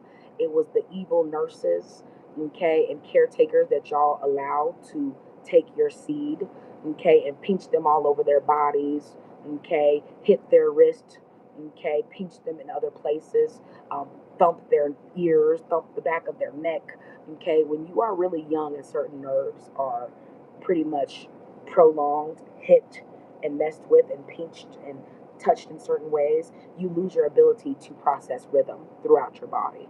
Okay, so believe it or not, a lot of white people have rhythm. Okay, it is taken away from them through the people they call nurses. Okay, and they do it. This is why a lot of people who are nurses have very bad energy. And it's also because they're used to taking energy away from people before it's even developed. Okay, I don't care what y'all think about it. Y'all better stop letting people walk off with y'all babies and stuff after y'all push them out. Because most of them are trying to make sure those babies can't compete with theirs. Okay, I don't care how you see it. Okay, now let's continue. Ah, rhythms of the music can inspire rhythms in movement. Okay, rhythms of the music can inspire rhythms in movement. Okay, we gonna talk about this. The main reason why certain people like to advertise the mixing of cultures and certain people that have different rhythms than themselves is because they need to learn how to rhythmically, okay, seduce you. Okay, they want to know how to throw it back. They want to know how to ride you in a way that it matches your rhythms enough. You aren't disgusted or turned off. Okay, but a lot of times when people don't have the right rhythm, they know in dominance. Okay, the people who have the highest connection to rhythm dominate the sexual world. Okay, because it's not a rhythm that you can't put on your rhythm. Okay, and if you control the rhythm, okay, you control how people feel. Okay, especially in the bedroom. Okay, rhythms of the music, meaning the frequencies of the music, can inspire the rhythms in your movement. So a lot of people who don't have rhythm, they're looking for people who do. And a lot of times they're the main people who throw that person's rhythm off.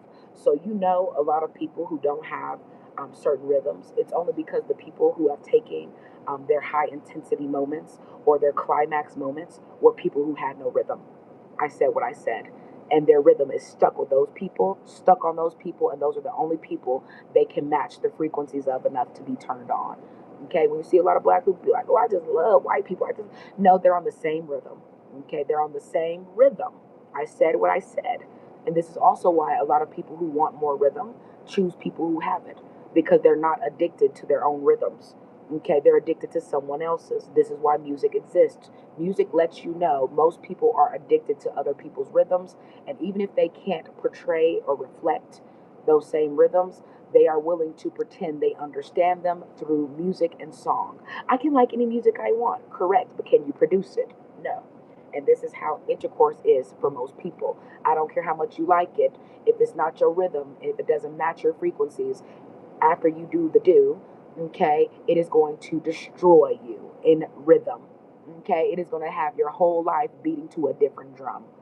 Okay, you can take this how you want to. You can take it literally, figuratively. I do not care, but it is a fact. Okay, messing with people who have off rhythms. Okay, and I'm not just talking about musically inclined rhythms. We're talking about their mindsets, the way they process emotion and different things. These are frequency rhythms. Okay, you need to be aware of these people. Okay, a lot of people are only eroticized when their heartbeats are rapid. Okay, in other words, they dance so much, they're going to take you in the back room and start stripping off your clothes because they are the people who need high intensity to feel eroticized. Okay, so they're going to sweat and do everything they do, but that's the only time they can feel eroticism. And then there's people who have to be calm or they can't be turned on because there's too much going around for them to process. They're nervous, things like that. Music does not always help stimulate. People who are on natural rhythms of frequency always use music to read the room, okay, or help themselves stay in correct energy. Okay, so again, be careful of people who want to have certain experiences and they use music against you or they use music as a binding factor. Oh well, me and my husband both love R&B. Me and my husband both love rap. Me and my when you get through, a lot of these people are letting you know they used music to infiltrate your rhythms. And in doing so, they were able to take you away from the people you have a natural rhythm with. Period. Okay? Period. Okay? Let's continue. A good rhythm, okay, we're on number 6. A good rhythm to the music may aid in performance and increasing satisfaction. This is especially helpful if there has been a problem with movement being awkward in the past. Okay, when you see people be like, release your hips, loosen your hips, that has nothing to do with anything other than the fact that your rhythm is off. And it's usually off because of the people you've had intercourse with. It ain't just your hips are tight and this and that. You have nerves that are blocked, and there are certain people who block them. So only certain people or certain frequencies can release them. Okay, you can do as many pelvic floor exercises and hip sways and belly dancing and calisthenics. You can do all that stuff. Okay, and your rhythms and frequencies still be off to where you cannot be aroused. Okay, in other words, a lot of people be overbuilding their non-arousal. Okay, a lot of these women that you see out here who are like, I'm a muscle baddie, I'm a muscle mommy. Most of them you cannot even stimulate them because their nerves are being overstimulated as it is, and by aggressive factors. Okay, take it how you want. This is why some of those women struggle with being courteous, even to other people, other women. They struggle with the balance of understanding their own femininity and what makes them soft and desirable in the first place. It becomes a balance of you have had too many interactions with people who have a high aggressive energy and have released that as dopamine to you. Okay, so women who be like, I love it rough, I love it, no ma'am. You have came across somebody that has a violent eroticism. Okay, and violent eroticism is more common than people think. In fact, this is a lot of times why dudes be trying to thrust your vagina out. Okay, they do. They be trying to make it hurt. Okay, do you feel this? Okay, those are usually men who are trying to eroticize their violence using your body and rhythms to do it. And a lot of times, if your violence levels and your peak levels are too intense, these men do not get off with you because you are too aggressive in your nature.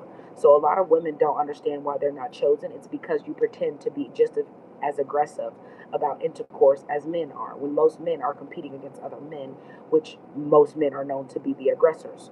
Okay, they are known to be the more dominant, correct? So when you have people who are battling the fact that most men are not even allowed to release their aggression, to have control of it, because a lot of women are using physicality and false dominance and persuasion, okay, to take men out of power. And in doing so, you lose your own. Okay, you're not even eroticized. You don't get off. You don't know, understand how climaxes are supposed to be natural, not orgasmic. Okay, and also, most of the time, after a man releases the correct seed of nutrients into your frequency, you become calmer. Okay, women who do not get a pregnancy glow, pregnancy tear them up, it's because a low vibrational man is the one that released into them. Okay, all women get a pregnancy glow when a man who actually loves your frequency has released into you. Don't care what you think. It's the same for gay people. I don't care if you're a gay guy. When a man who is actually attracted to your aura releases into you, you glow. Okay, you glow, you feel the glow, you enjoy the glow, and the glow loves you back. And there's not a person who walks by you can't feel it. But once you start taking that glow and pretending that you can get it from any type of person, or that your energy recreates this in all people, that is where you go wrong, because you are taking something that you have built in aura and you're making your aura casual. When your aura becomes casual, you are no longer in power, you are in eroticism.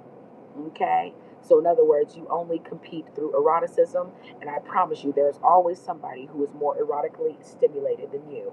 Even if it's by force or by choice, you cannot compete using eroticism. Arousal, okay, is what you need to be paying attention to. What arouses them? Okay, is it the touching of their neck? Okay, it is the playing of their breast, of their nipples. What is it that arouses them? You're going to know based on the nerves they are the most stimulated by or overstimulated by. For a lot of women who don't understand this, men who have been overstimulated in ways they won't tell you, there is nothing more than the fact that they have been overstimulated in places most women are not comfortable going. And it's usually the ass.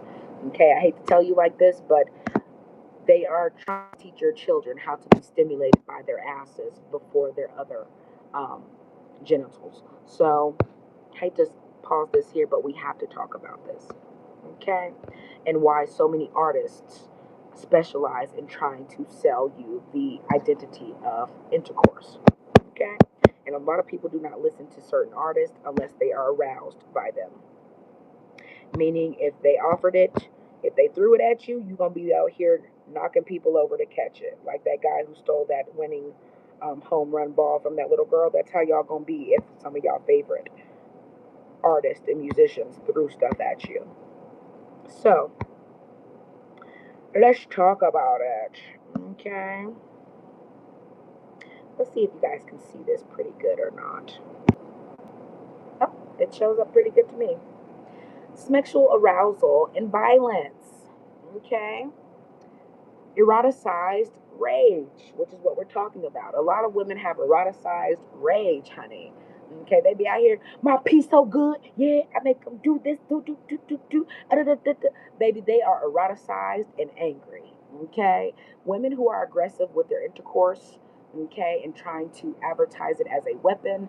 A lot of times they are men in drag, or they are women who are so overstimulated it has become rage, honey. Okay, so, this concept describes a psychological phenomenon where anger, hostility, or aggression become deeply intertwined with the sexual desire or gratification. This is where women started liking the bad boy. Okay, they're the bad guys. Okay, why? Because only people who have eroticized rage turn them on. Girl, he's so angry, I can calm him. Okay, I got something that's gonna calm that down. Okay, your water does not calm down people who are enticed by violence. Okay, and a lot of these men and women, okay, some people act like it's just men. There are women who are fixated on violence too. How do you know? Because there are more women rappers like Cardi B and Lottos, and all they talk about aggressively is intercourse, their body parts. Okay, the D so good, my P so fat. When you get through, they are letting you know where they want you to take out your rage, and past a certain point, they can release that rage on anybody, even children. So, what makes you erotic? Nothing. Okay, nothing makes you erotic past that point because men already know what you're offering.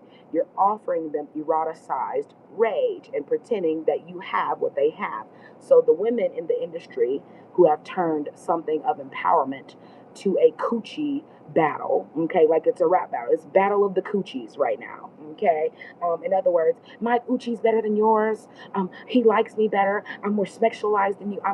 They are eroticized ragers. Okay, I don't care if it's Monaleo.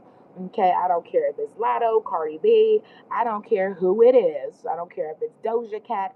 These people are filled with eroticized rage, and a lot of it is because no matter how freaky they get, men still be like, get your ratchet, angry ass out my face. Your Uchi, okay, will never be enough for me to keep releasing my frequencies to you. Okay, and past a certain point, this is why they be acting like they are Harley Quinn, and they're not. Okay, in other words, if you understood the concept of it's usually the calmest people who have their emotions and eroticism in check to where at any time you can choose what part of your eroticism is displayed, is felt, or distributed or released through your dopamine. Okay? They cannot choose it, so all they can really transfer to men is rage. Okay? They are transferring rage through dopamine. Okay? They're not releasing dopamine, they are releasing rage into someone else's dopamine levels. Okay? Period.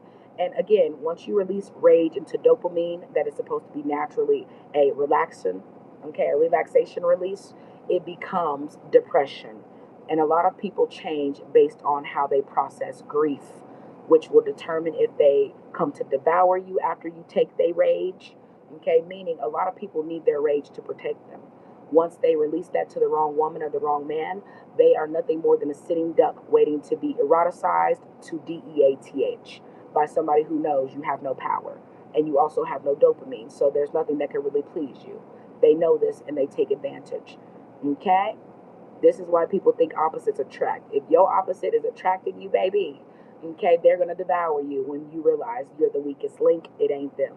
Okay? Opposites do not attract. Okay? If I'm not depressed, I don't want somebody who is.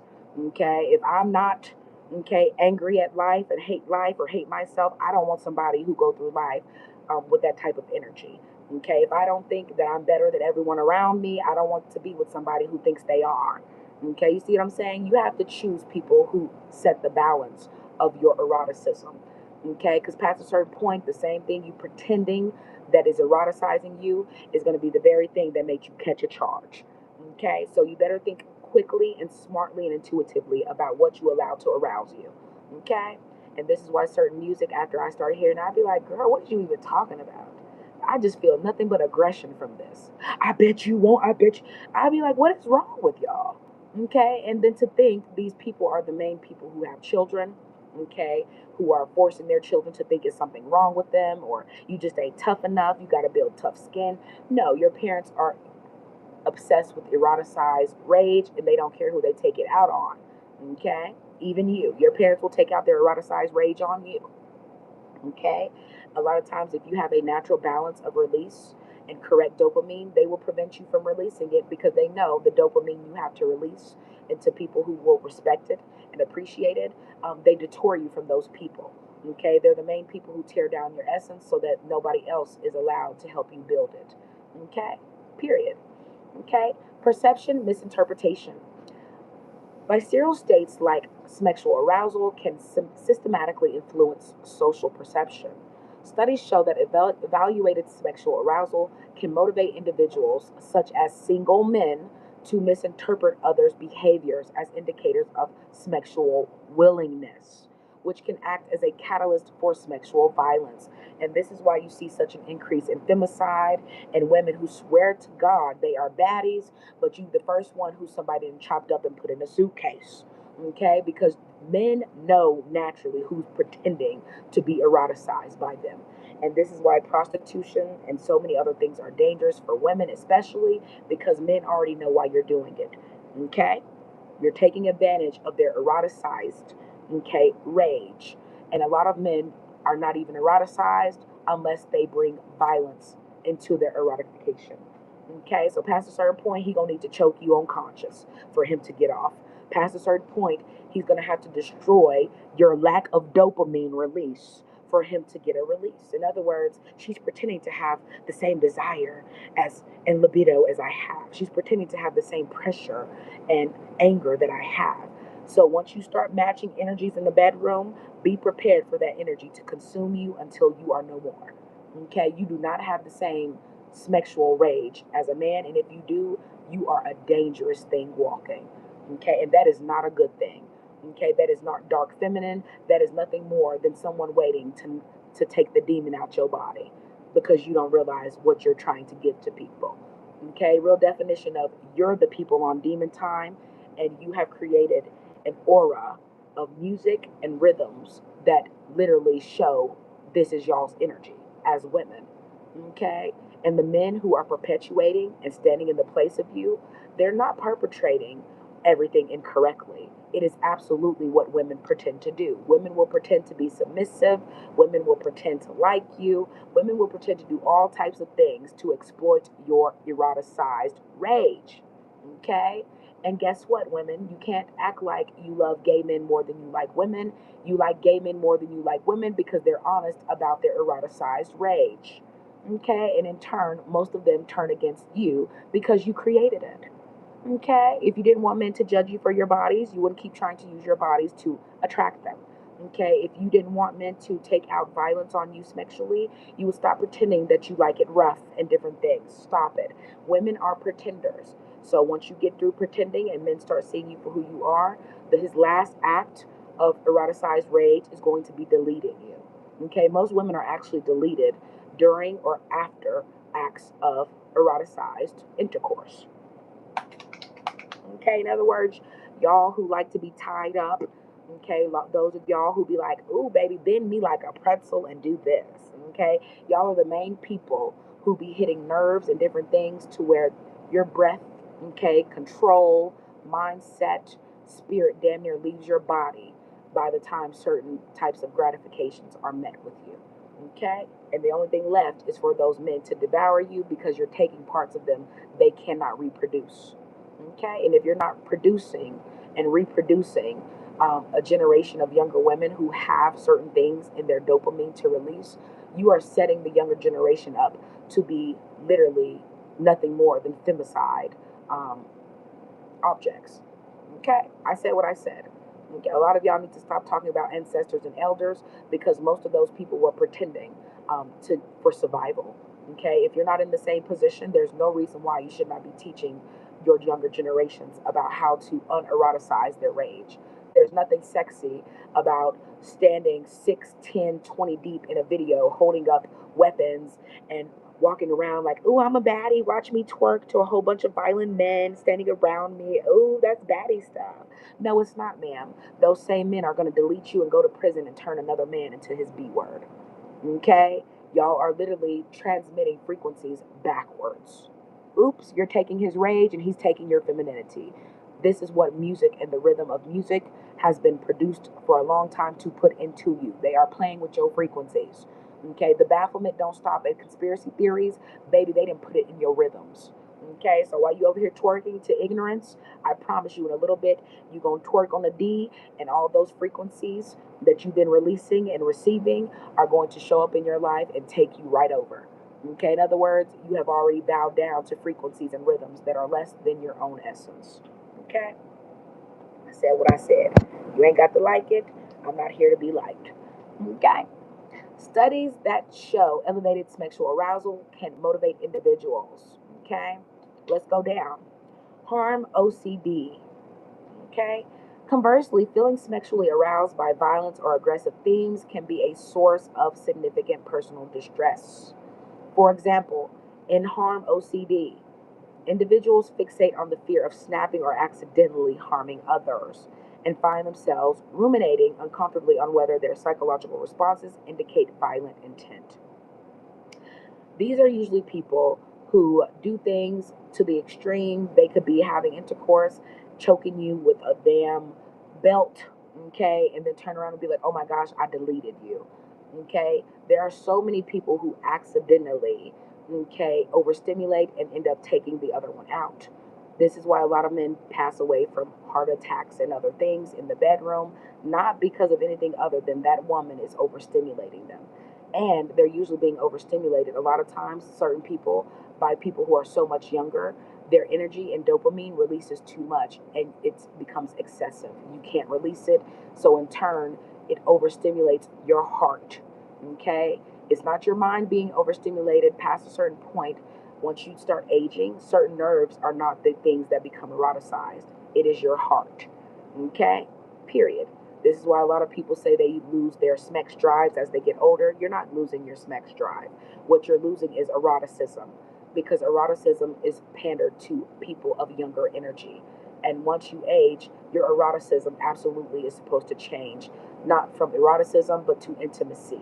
Okay, and this is what keeps couples together. This is what keeps love going in the first place, your intimacy. And if you don't have the correct rhythms to create intimacy, okay, not just through music, but in everyday real life, most of you are creating nothing more than your death date, okay, of someone who is going to take out their eroticized rage on you. Okay, in other words, you put it on them so good, you're the only person they're trying to take their energy back from because they hate they released it to you. Okay, so a lot of women be acting like men are obsessed with them. No, he's obsessed because you took his power or his rage and he needs it to guide himself. Okay, and you're using it to pretend it's your superpower, and it's not. Okay, it's not. Okay, let's continue. Physical versus mental arousal. Okay, defensive reflexes. Okay, in women. Okay, studies. Okay, show that physical, reflexive, genital arousal can occur in response to sexually violent stimuli. Okay? Even if the person finds the content highly aversive or distressing. The prevailing theory suggests this is an evolutionary defense mechanism designed to protect the genitals during non consensual acts. And this is what grape is, and this is why the most common type of pornography. Okay, I have to say it like it is, but you can read between the lines of what I'm saying. When I say corn, you know what I'm saying. Okay, this is why a lot of people who like pornography, the highest kind that they like, is stuff that dictates grape. This is why people think they have skinny privilege. It's nothing more than appearing to be small in essence as a child and people dominating that. Okay? No one cares about what you call a privilege. Okay? Again, people who overstimulate using these types of physical and mental arousals and combine them are usually the main women who get deleted when men actually differentiate the fact that you're not a child doing this to them. Okay? And then at that point, they treat you accordingly. You're a grown person who is trying to overstimulate a man using childish tactics, and they do not see you the same way as they see children. And again, a lot of times, a lot of children are raised and allowed to get away with different things because they are children. Okay, the people who can't differentiate between child and adult are the very reasons why. Um, have you guys heard the story of the young lady who was a high school senior who had just graduated? She was 17 years old, and the news came out and tried to pretty much make the whole world see her as a non-victim because they called her a woman instead of a teenager. Okay, in other words, the black girl that you saw who was running for her life and had to stop at a random semi truck driver and say, "Hey, I've been kidnapped. Okay, somebody is trying to do something to me." The main reason they called her a woman and not a teenager as she was is because they are trying to stop you from feeling empathy and sympathy towards your own children by race.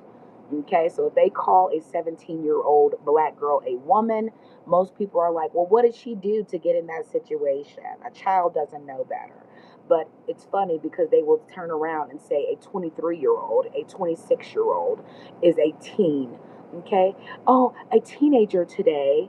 Okay, they will literally eroticize and make you sexualize and feel empathy for their older adults as if they are children, but turn around and adultify your children so that you feel no sympathy and empathy towards them when adults are exploiting them publicly for the world to see, or because they are the only things that are youthful enough that their reactions to violence are sincere. This is why most men, okay, and women alike are addicted to going for younger partners. They are the only people who are not eroticizing their rage. Their rage is real. Their fear is real. Their incompetence is not fake. Okay, so all these women like Shira Seven, the Level Up Guru, all these people who hide behind religion and pretend they're knowledgeable, they're nothing more than whores and harlots who are pretending they went backwards and became innocent little girls again. Okay, no one sees you as that. Okay, no one's watching you remove your buccal fat and then call children fat and ugly and tell them they need to level up. Okay, most people are attracted to the things in youth that y'all try to demonize through fake beautification. Okay, you ain't got to contour your face. Men like baby faces. So why are you contouring your face to look like an old head? Okay, who's trying to look younger? Real definition of reverse psychology is what these older generations are doing to you out in the open. They're making you think, girl, you don't know nothing about the bedroom. You don't have to. Men like you being clueless about things so that they can actually increase their own eroticism naturally. Okay, if you don't allow men to increase their eroticism naturally, most of them are going to end up becoming violent towards you, whether in verbal abuse, okay, but a lot of verbal abuse turns physical. Never forget that. It's not just verbal. Past a certain point, it will absolutely, if it's verbal enough, it's going to manifest into the physicality. Okay, so if he tells you enough time, you get on my nerves, I hate you, I'm gonna do, man, you're gonna make me end up, before you know it, 12 years later, 10 years later, you're gonna look up and you're looking right in the face the things that you eroticized. Okay, so when you reward men and women alike, some women like to be rewarded or try to act like after they done you wrong, the reward is coming back and putting it on you. Okay, do not reward eroticized rage. Okay, never reward it. Why? Because it becomes the thing that deletes you. Okay, I promise you, they're only trying to get you to that point of, hey, I know I did something wrong, let me make it up to you. And if their way of making things up to you is not mental, it becomes physical and sexual, they are people who are going to literally become violent to you as soon as they are ready to depart from your energy, because the only way they know how to depart from you is eroticized rage. Okay? Again, this is why you see so many female rappers instead of singers, because a lot of women are literally full of eroticized rage. Okay? If you had feminine qualities, if you had a softness, if you had, okay, natural arousal, you would be able to stimulate yourself and men alike using what is natural to you. And it is your softness, it is your ability to create using a different energy than he. There is no reason why female rappers sound the same as male rappers. Okay? I don't care what you say. Your rapping styles and things like that should not be the same of a man who just got out of prison. Don't care what you see about it. It's not sexy. It's not cute. It's not dominant. It's not being a dominatrix. It is nothing more than you telling the world you want to be dominated violently through sexual intercourse by men or women. Okay? I said what I said. And the people who are going to flow to you in that energy are the very people that are going to end you too, and in front of the world. Okay? Boom. Okay? And again, if you're going to be here, you're more than welcome to join the conversation. If you're not a hater, a troll, or a content thief, please do join the conversation. Because again, we already know a lot of these conversations are not being had for real, but they will be. Okay? They will be the hot topics for the next 2, 3, 4, 5, 6 months. And that's okay. Because again, remember where these conversations started, but you're going to see that most people who start these conversations, a lot of them end up being the face of not doing it correctly. Okay? In other words, they become the people that you see get pew-pewed in the face and they're 6 months pregnant or they're due the next week. Okay? Because they have used someone's eroticized rage against them. By the time men figure this out, by the time certain women figure this out, they are out for blood. Okay? Period. Now, physical versus mental arousal. Okay? Selena, what to do? Again, a lot of people are speechless, but there's no need to be speechless for real. You're welcome to say as much as you want to, ask as many questions as you like. That's how you get to your basis of understanding. Always understand yourself and your mind process better than anyone else. And you get to that objectification by asking questions. Okay, in other words, if you ask enough questions and form your own identity of thought, you don't have to worry about what other people think because you're gonna be like, yeah, this is what he said, but I know I don't like that. Okay, I don't care what it is. You'll start using your mind to create the situations that don't require manifesting because they're natural. A lot of people trying to manifest things, they're trying to manifest unnatural things, and in doing so, they also get the karma of unnatural things too. So, again, let's talk about it. Defensive reflexes. Okay? The prevailing theory suggests this is an evolutionary defense mechanism designed to protect the genitals during non consensual acts. Okay? Oh, yes, baby. Um, the main women who struggle, okay, with intercourse and understanding it and eroticized rage are women who have been violated purposely, meaning they either get into smex work, they marry a man who uses them more for intercourse and being a maid. Okay, a lot of these women are the ones who have the hardest time accepting that they have been used and abused because they have such a high level of eroticized rage.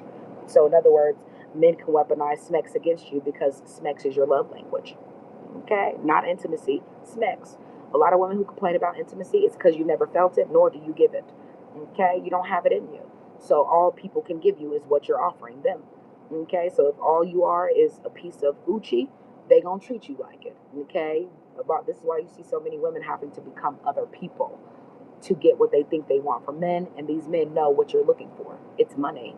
Okay, it's not stability. If you get enough money, most women are going to be like, "Look at me, I'm the baddie." Okay, everybody want. No, a lot of times you have to become that because nobody is willing to be bound by you. Okay, past a certain point, if your energy is intact, okay, if your pearl is intact, if your eroticized, okay, intimacy is intact, you never have a problem with attracting men. I don't care if they consider you the most ugliest individual on earth. Your frequency alone will have all types of men and women from every type of background trying to get up inside you to feel what you're exuding. Okay, and a lot of people don't have that because they are masking it with physicality that is not their own.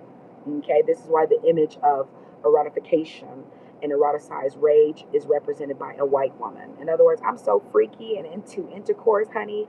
Everybody wants me. No, you're easily available for people to take out their eroticized rage on you. Okay, I don't care what you say. That's why places like bars and different things, they should be banned because the main people at them are low vibrational people looking for more low vibrational people to converge with, and these are the people that become snapped killer couples and all this. Yeah, okay, we're gonna talk about it. Okay, a lot of people who have eroticized rage the most are the people that have the highest positions in life. that a lot of people consider high level or high value positions, whether he's the senator, whether she is a nurse or some type of medical professional. A lot of these people have eroticized rage in the highest forms, which is why it takes the freakiest, kinkiest things to even get them off. Okay, they might have to damn near do an autopsy just to get them off. Okay, some of them be turned on by shit that you should not be turned on by because their eroticized rage becomes eroticized violence. Okay, and this is the difference between men and women. And women are not honest about how many of them take out their eroticized rage on their children, which is why a lot of children have mommy issues. Mommy got a lot of eroticized rage. And if there's not enough men willing to come along and let her take that shit out on them, she is going to take it out on her kids. She's the mother that will be like, I love my son. No, there's just not any other men who can say no to you besides your son. Okay, your son is the only man who can't tell you no because you created him. And the men who usually go against these type of women, a lot of them become gay or have to come out of the closet being away from her because it is her who pretty much gave them an idea of mixed emotions and eroticized violence. Okay, so a lot of them are still trying to express things in their own natural essence that their mothers have taken away by eroticizing them. Okay, in other words, you know you love your mama. Okay, come hug me like this. When your mama get to hugging you and rubbing on your head and rubbing on your ears and oh, you my son so handsome. She's eroticizing you. This is not a natural instinct or affection for women to feel towards their sons. Okay, so these boy moms who be up here punching the sky, Jersey Shore style, when they doing gender reveals and mad because they have a damn girl, it's because they do not want that girl to be eroticized by other people. They want to be the only one who is eroticized. Okay? And the fact that someone has gotten you pregnant and you are literally waiting for that seed to get here lets you know you have already been eroticized. They don't want it to stop. Okay? Other women see girls as a threat. Okay? This is why all of the women who have watched you be abused by older men your whole life and sought out by their husbands and their uncles and everybody else and call you fast. Older women will call you fast and everything just because men are eroticized by you. Whole time, they're sluts. Okay? They are willing sluts who are upset because you don't have to make yourself a slut to be eroticized. That's why they're the ones like, girl, you don't know what you're doing. Okay, you wouldn't know how to keep them. They're always competing for you in eroticized rage. This is what allows them to go do the dirtiest things that you'd be like, girl, I wish I might do that to a dude. I might, but they can't help it because their natural, okay, dopamine has been taken, or they no longer have control over the hormones that produce natural dopamine. Okay, this is what women mean when they say they hormones off. Nope, you just been fucking the wrong person, and you probably still gonna keep doing it too. So they ain't messing up your pH. They ain't. Nope, they're simply giving you the energy you're releasing into them. Period. Okay, again, he wouldn't be able to give you certain energies if you weren't open to receiving it in the first place. So a lot of these women who say they go down after I slept with him for 3 years, nope. He's giving you back what the hell you're releasing into him. Because if he wasn't, every time you release and have bonding experiences of pleasure, okay, you would be releasing into each other something that builds each other from the inside out to where your outside matches your insides. Okay, this is why so many people, you can just look at them and say the marriage looks depressing. This is why a lot of people don't want to get married. Okay, they don't want to get married because marriage is depressing for people who don't like each other for real. I said what I said. For a lot of people, this is the most fun part in marriages. Um, the constant going back and forth of rage. Okay, this is why you get a lot of love-hate relationships. But a lot of times when certain partners get tired of that, the only thing left to do is to take that person's dopamine out. Okay, in other words, it don't matter what makes you feel good. People that have eroticized rage and violence, they know that even if you leave them alone, your natural levels of dopamine will literally complete themselves and repair themselves. And they know if they leave you alone, they will not find any person on earth who is willing to accept their frequencies and help them heal. Therefore, it doesn't matter how much you love someone or pretend to be eroticized by their rage. When you're ready to leave, that person is not going to let you leave without a life and death battle. Okay, because they have been taking certain energy from you so long, giving it to other people, using it to advance themselves and work opportunities, whatever. They use your dopamine to get where they're going. And this is why a lot of women can't be happy. This is why a lot of men feel like, why is she happier than I am? Why can't I get to this level of satisfaction? Things like that. You can't, because certain people are not allowing you to. They're taking it from you. So if you ever want to depart and take certain people's energy with you, these people know what you're taking, whether you say it, whether people can see the frequencies on you, or how much you've exchanged them. A lot of men and women who delete the other person, it's not a crime of passion. It's a crime of erotification. Okay? In other words, you eroticize someone to get something from them, and the things you took from them, they cannot replenish.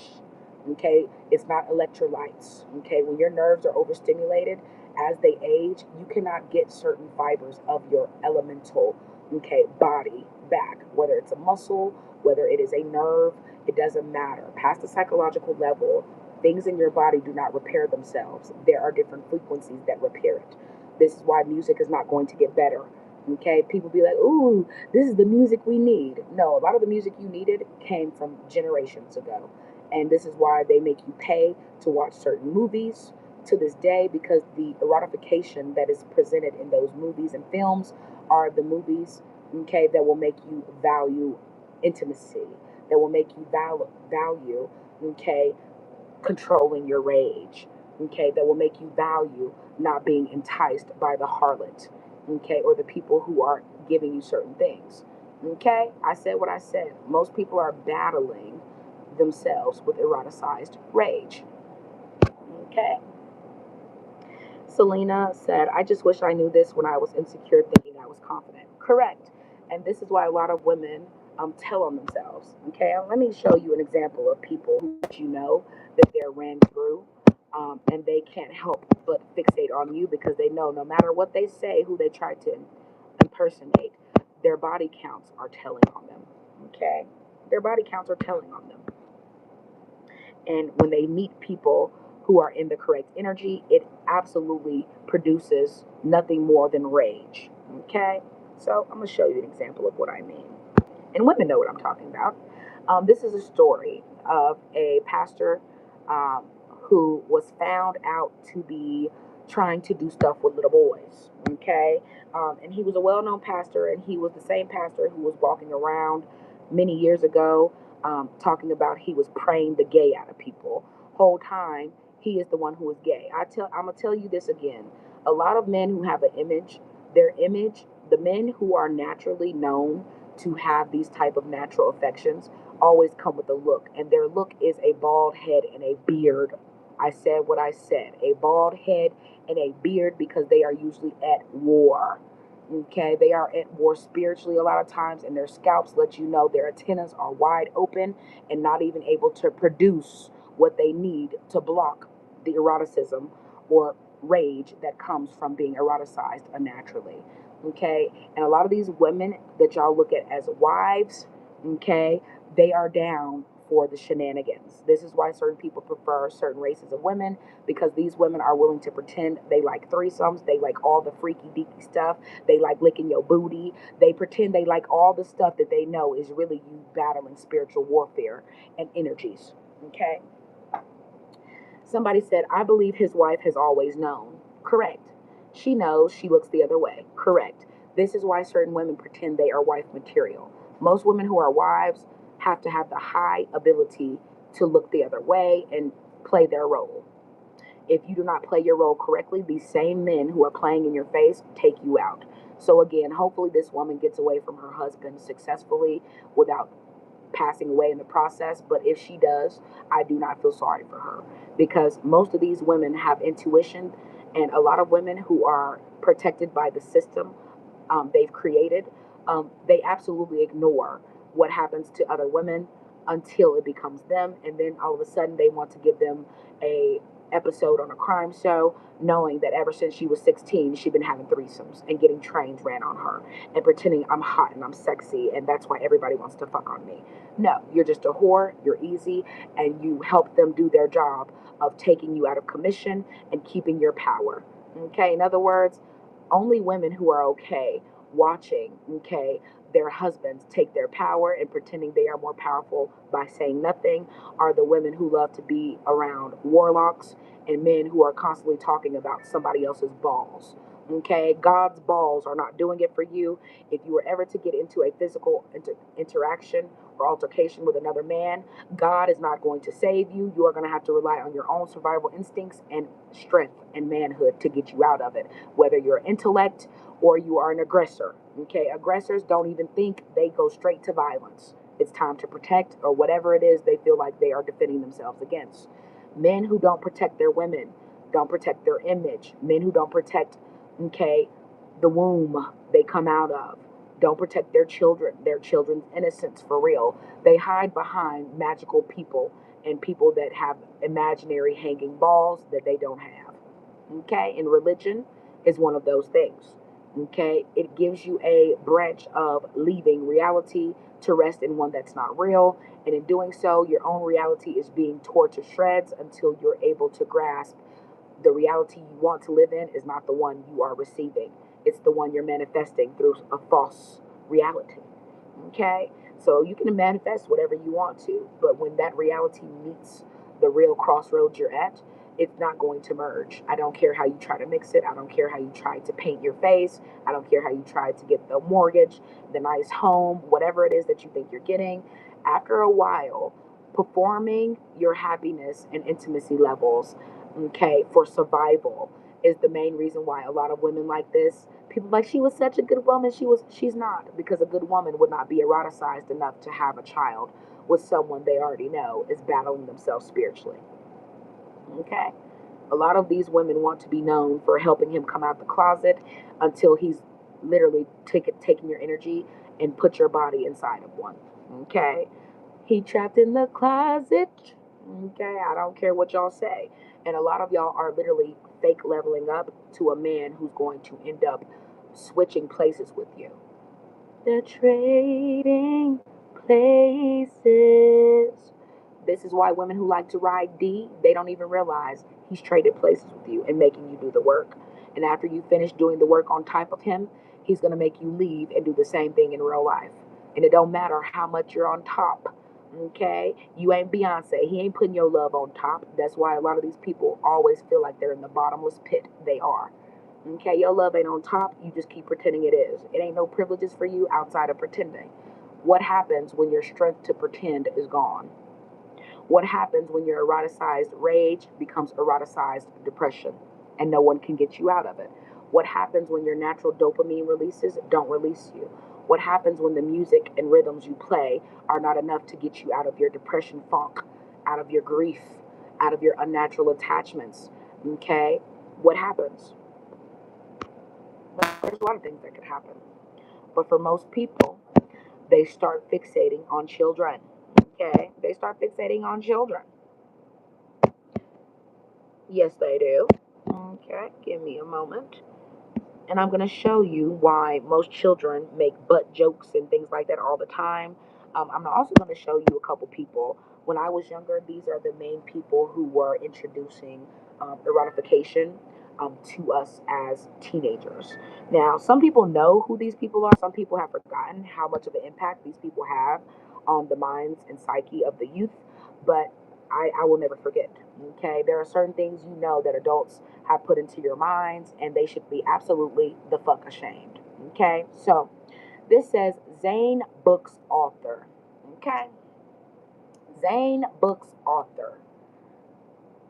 Okay, this is who is your author of Zane Books. Okay, and this is why a lot of people don't like to be known, because if you knew who was the creator of certain things, a lot of times most of y'all wouldn't support them based on physicality. Okay, but these are the people who put the most ideas of intercourse and different things of your mind, what is romanticized, okay, how it should be romanticized. These are the people that romanticize situations of violence, okay, and uncertainty. These are the people that romanticize and glamorize lives of poverty, lives of violence, drugs, and different things. If you've ever read Zane books, most of them go into a deep concept of glamorizing drug dealers falling in love with strippers, of men who are married who can't stop cheating on their wives. A lot of these women eroticize their pain. Okay, and eroticizing your pain is why they won't stop mocking you for it.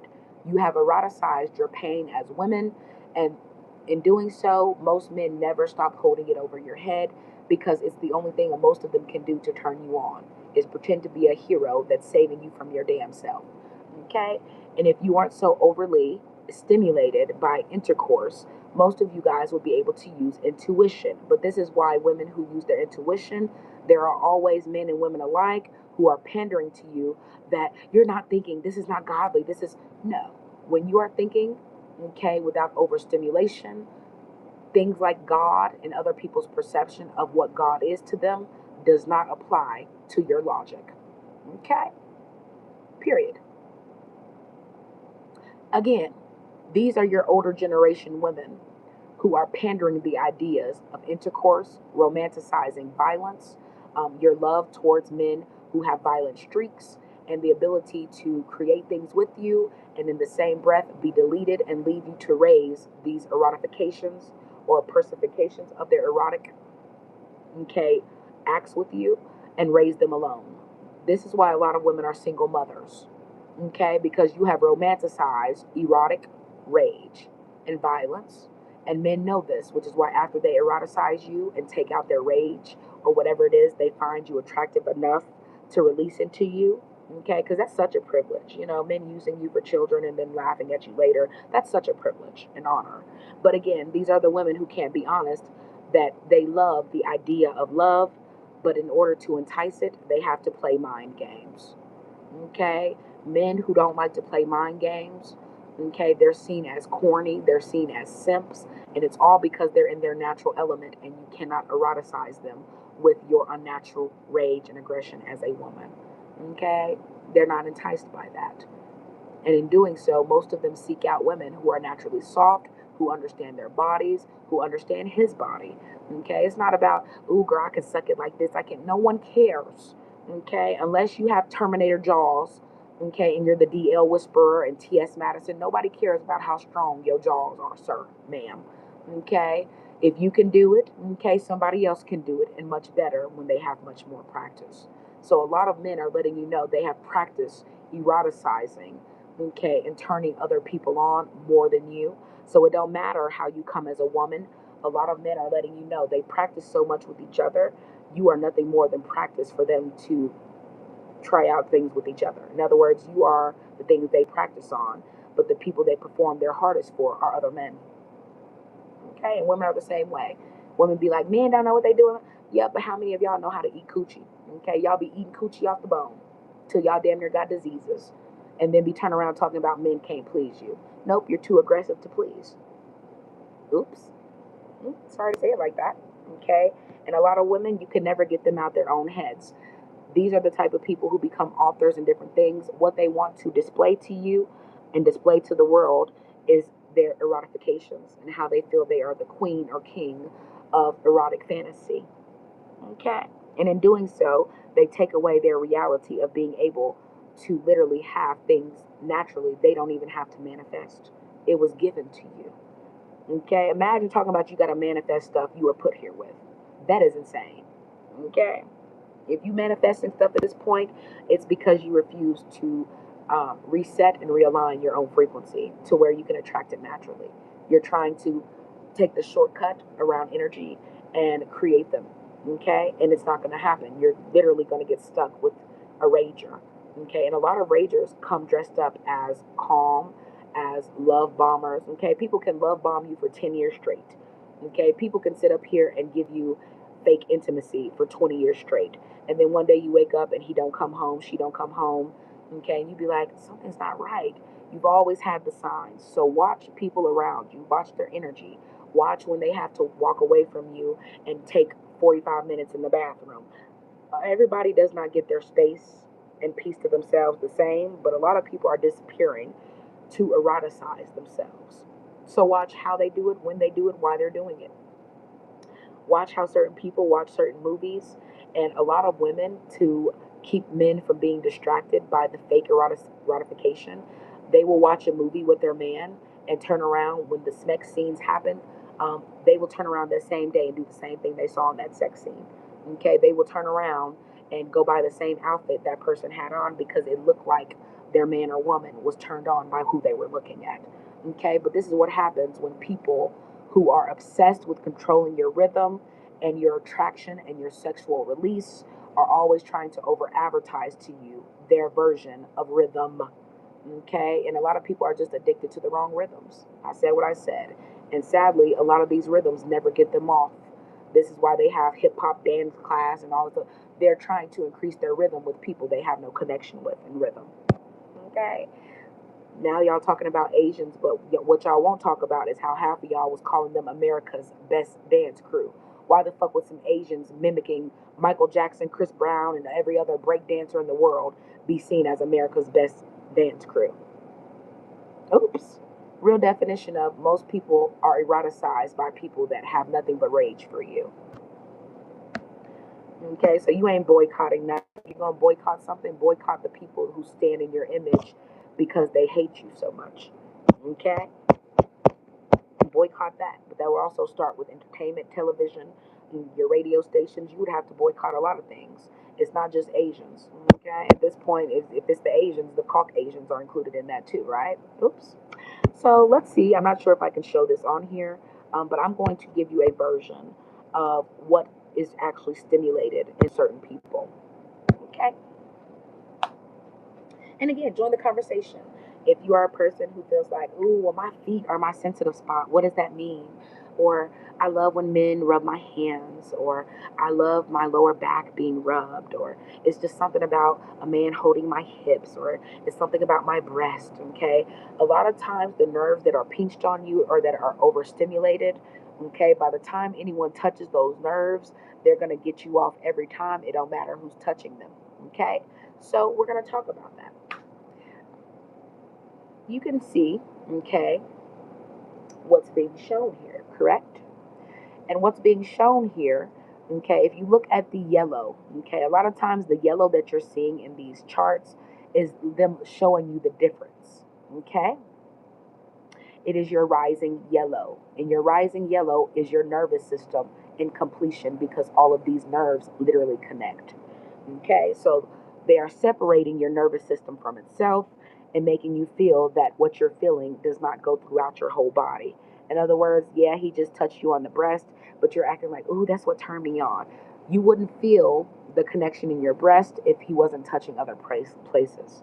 Okay, that's just where you are the most overstimulated. And a lot of times, people are overstimulated first by themselves.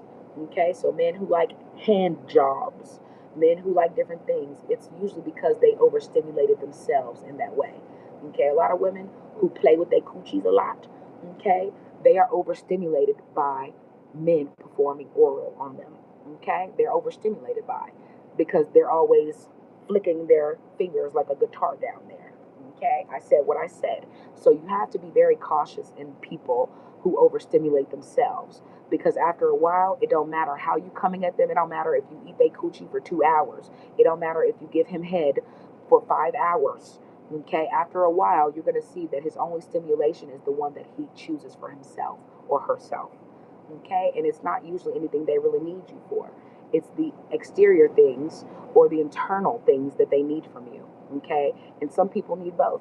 Okay, they may not like you as a person, but they like your stability. Okay, they like the fact that you work hard enough to create an environment they can be comfortable in. Okay, but sexually, a lot of them are not turned on. Okay, they have to eroticize their rage for why they're even with you. After a while, some people cannot hide. They only got married for the pleasures that they get from the external aspect of marriage, not from the internal. And if your expectations and your stimulations of dopamine do not have an internal level to them, you do not know intimacy, nor have you ever felt it. Okay? Intimacy comes from inside. So there is no intimacy in people who have just put their private parts together. Okay? This is why they have made sex casual. They cannot feel. Okay? They cannot feel. So anything that pretends to feel, they're doing it. Hey, let's jump off this cliff. Hey, let's skydive. Hey, they have to give themselves stimulation by doing things that take intense pressure. Okay, in other words, a lot of people be like, I don't have the guts to do this. Nope, you just don't have the stimulations to do it. Okay, you're not stimulated in other ways. You're stimulated by fear.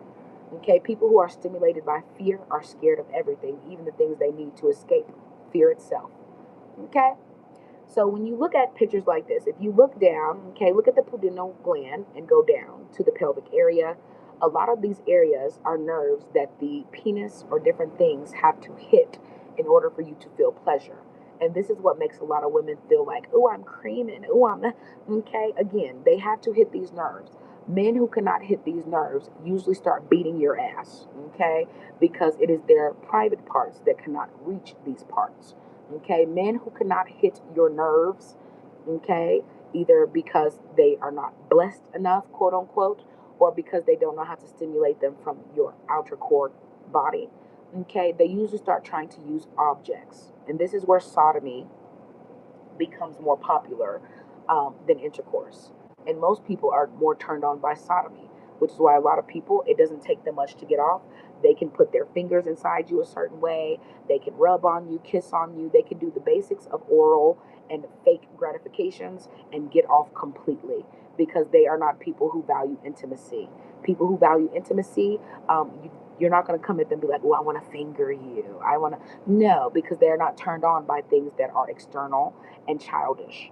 Okay, in other words, those people are letting you know they cannot stimulate you in an adult-like way, and they're not trying to. Okay, they are just trying to feel inside of you in an autonomy type of way. They want to enjoy your autonomy. Okay, and a lot of women and men need to understand: are the people that you are sleeping with, do they want to enjoy your intimacy or your autonomy?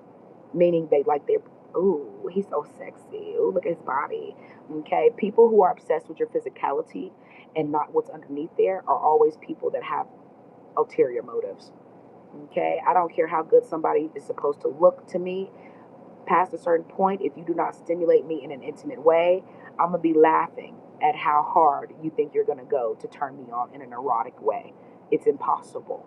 Okay, when you control your nervous system, when you control your mind processing, there's not too many people who could turn you on, okay, in an erotic rage type of way because you're not a rager and you're not eroticized by it. This is why some people like myself, you could never play certain music and not turn me off. Okay, as a man, if you are trying to entice me, getting in a car with me and turning on a prison punk, okay, is not going to make me feel like you are that guy. Okay, so while you riding around nodding your head to a dude who will take any booty hole possible, okay, that's not going to make me feel like you're a gangster. That's not going to make, and the thing is, only certain women are turned on by gangsters and different people like that. Okay, if he doesn't have a reason for showing you rage, okay, he's just a person who's letting you know he can't control his emotions. Okay, and in turn, a man who cannot control his emotions is dangerous. But I want you to understand how many men pretend they are gay because it gives them an excuse to be over emotional, and it's not their real emotions, it's their eroticized rage they're showing. Okay, same thing with women who pretend that they can be men better than men. Okay, they are letting you know they have been eroticized by someone full of rage and aggression. Okay.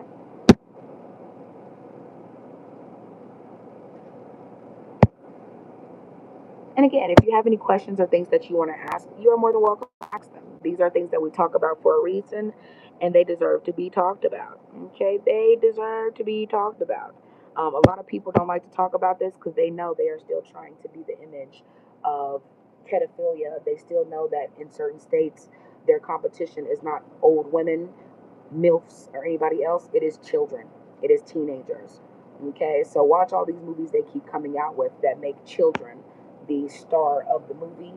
Okay, I don't care if it's um, The Last of Us. I don't care if it's um, The Weapons. Okay, they're letting you know that they're using children against themselves and against you as adults.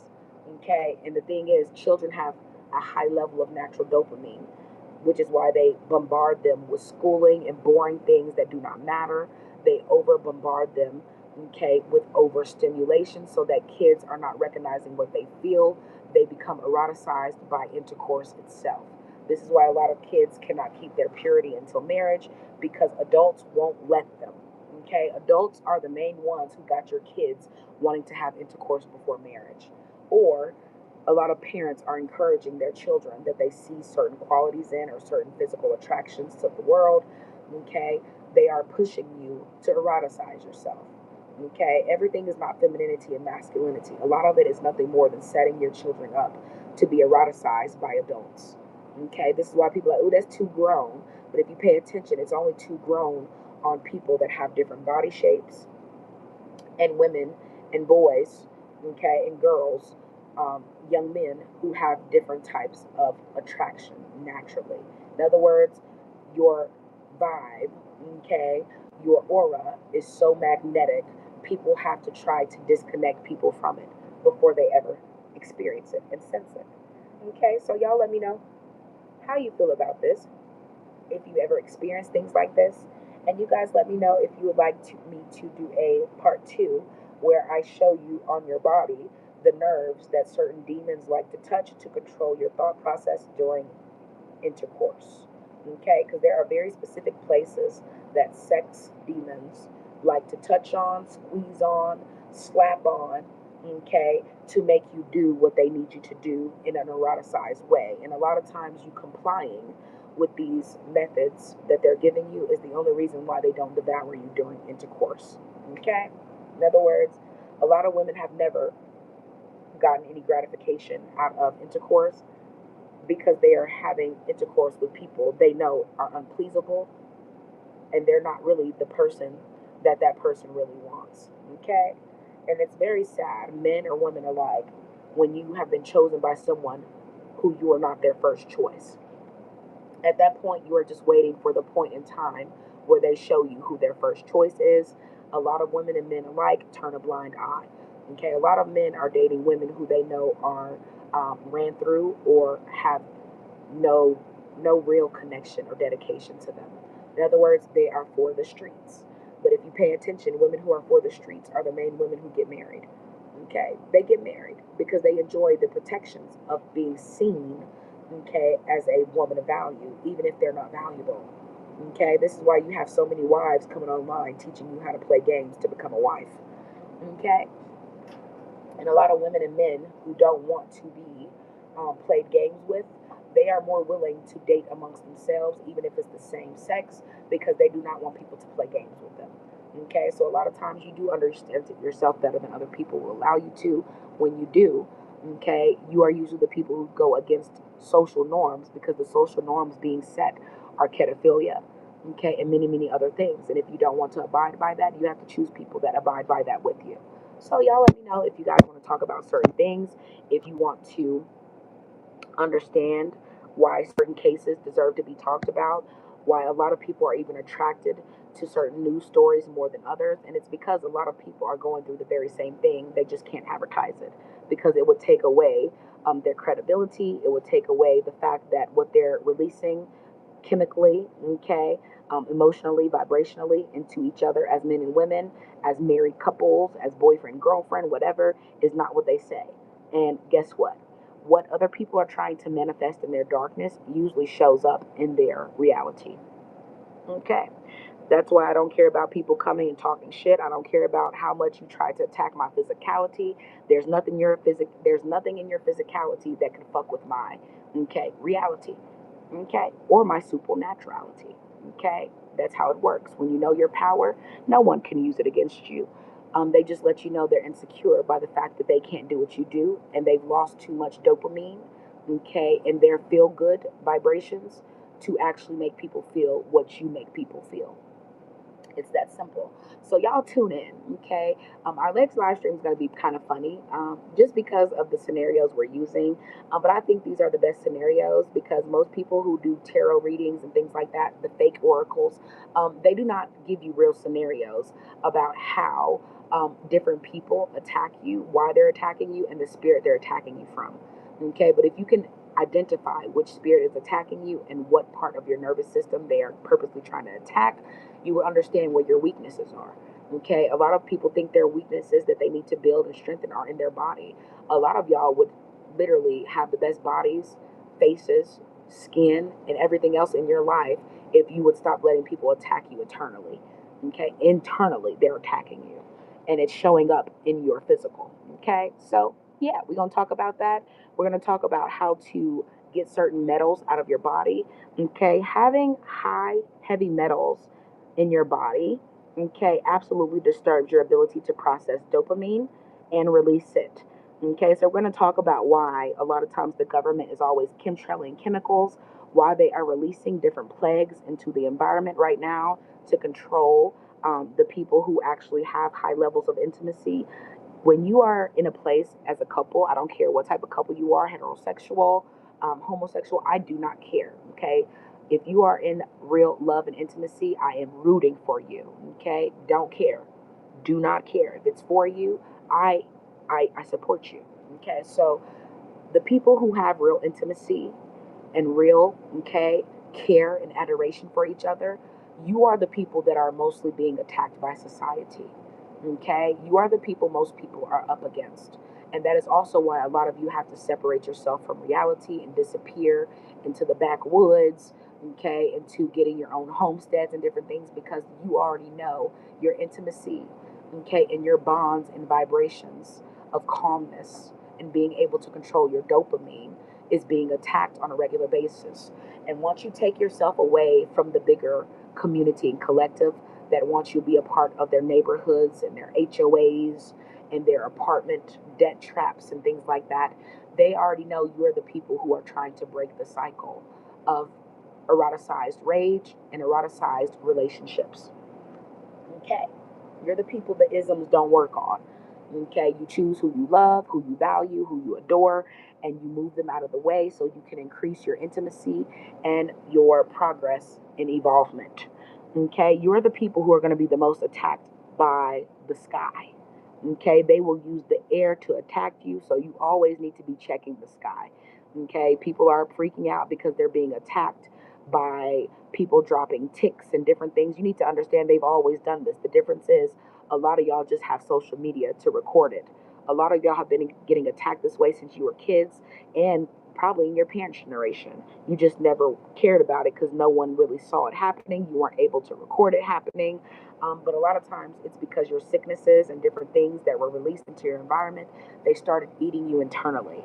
Okay? And a lot of things are released also around you um, to destroy your bond and your intimacy. When you create uncertainty, when you create situations of decrease, when you have worked towards increase and stability, it creates grief and different things in your nervous system that you have not learned to process because you are used to relaxing in dopamine and releasing it the way you enjoy it.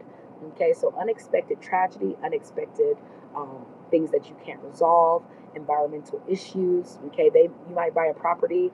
For myself, I noticed as soon as I started buying land, the government started attacking me for separating myself. Okay, separating yourself so that you can protect the things about you that deserve protection and privacy is the main thing that's going to cause the government to start attacking you. Okay, because how dare you not want to be a pawn in my game? Okay, you are going to get attacked first, even when you're doing things right.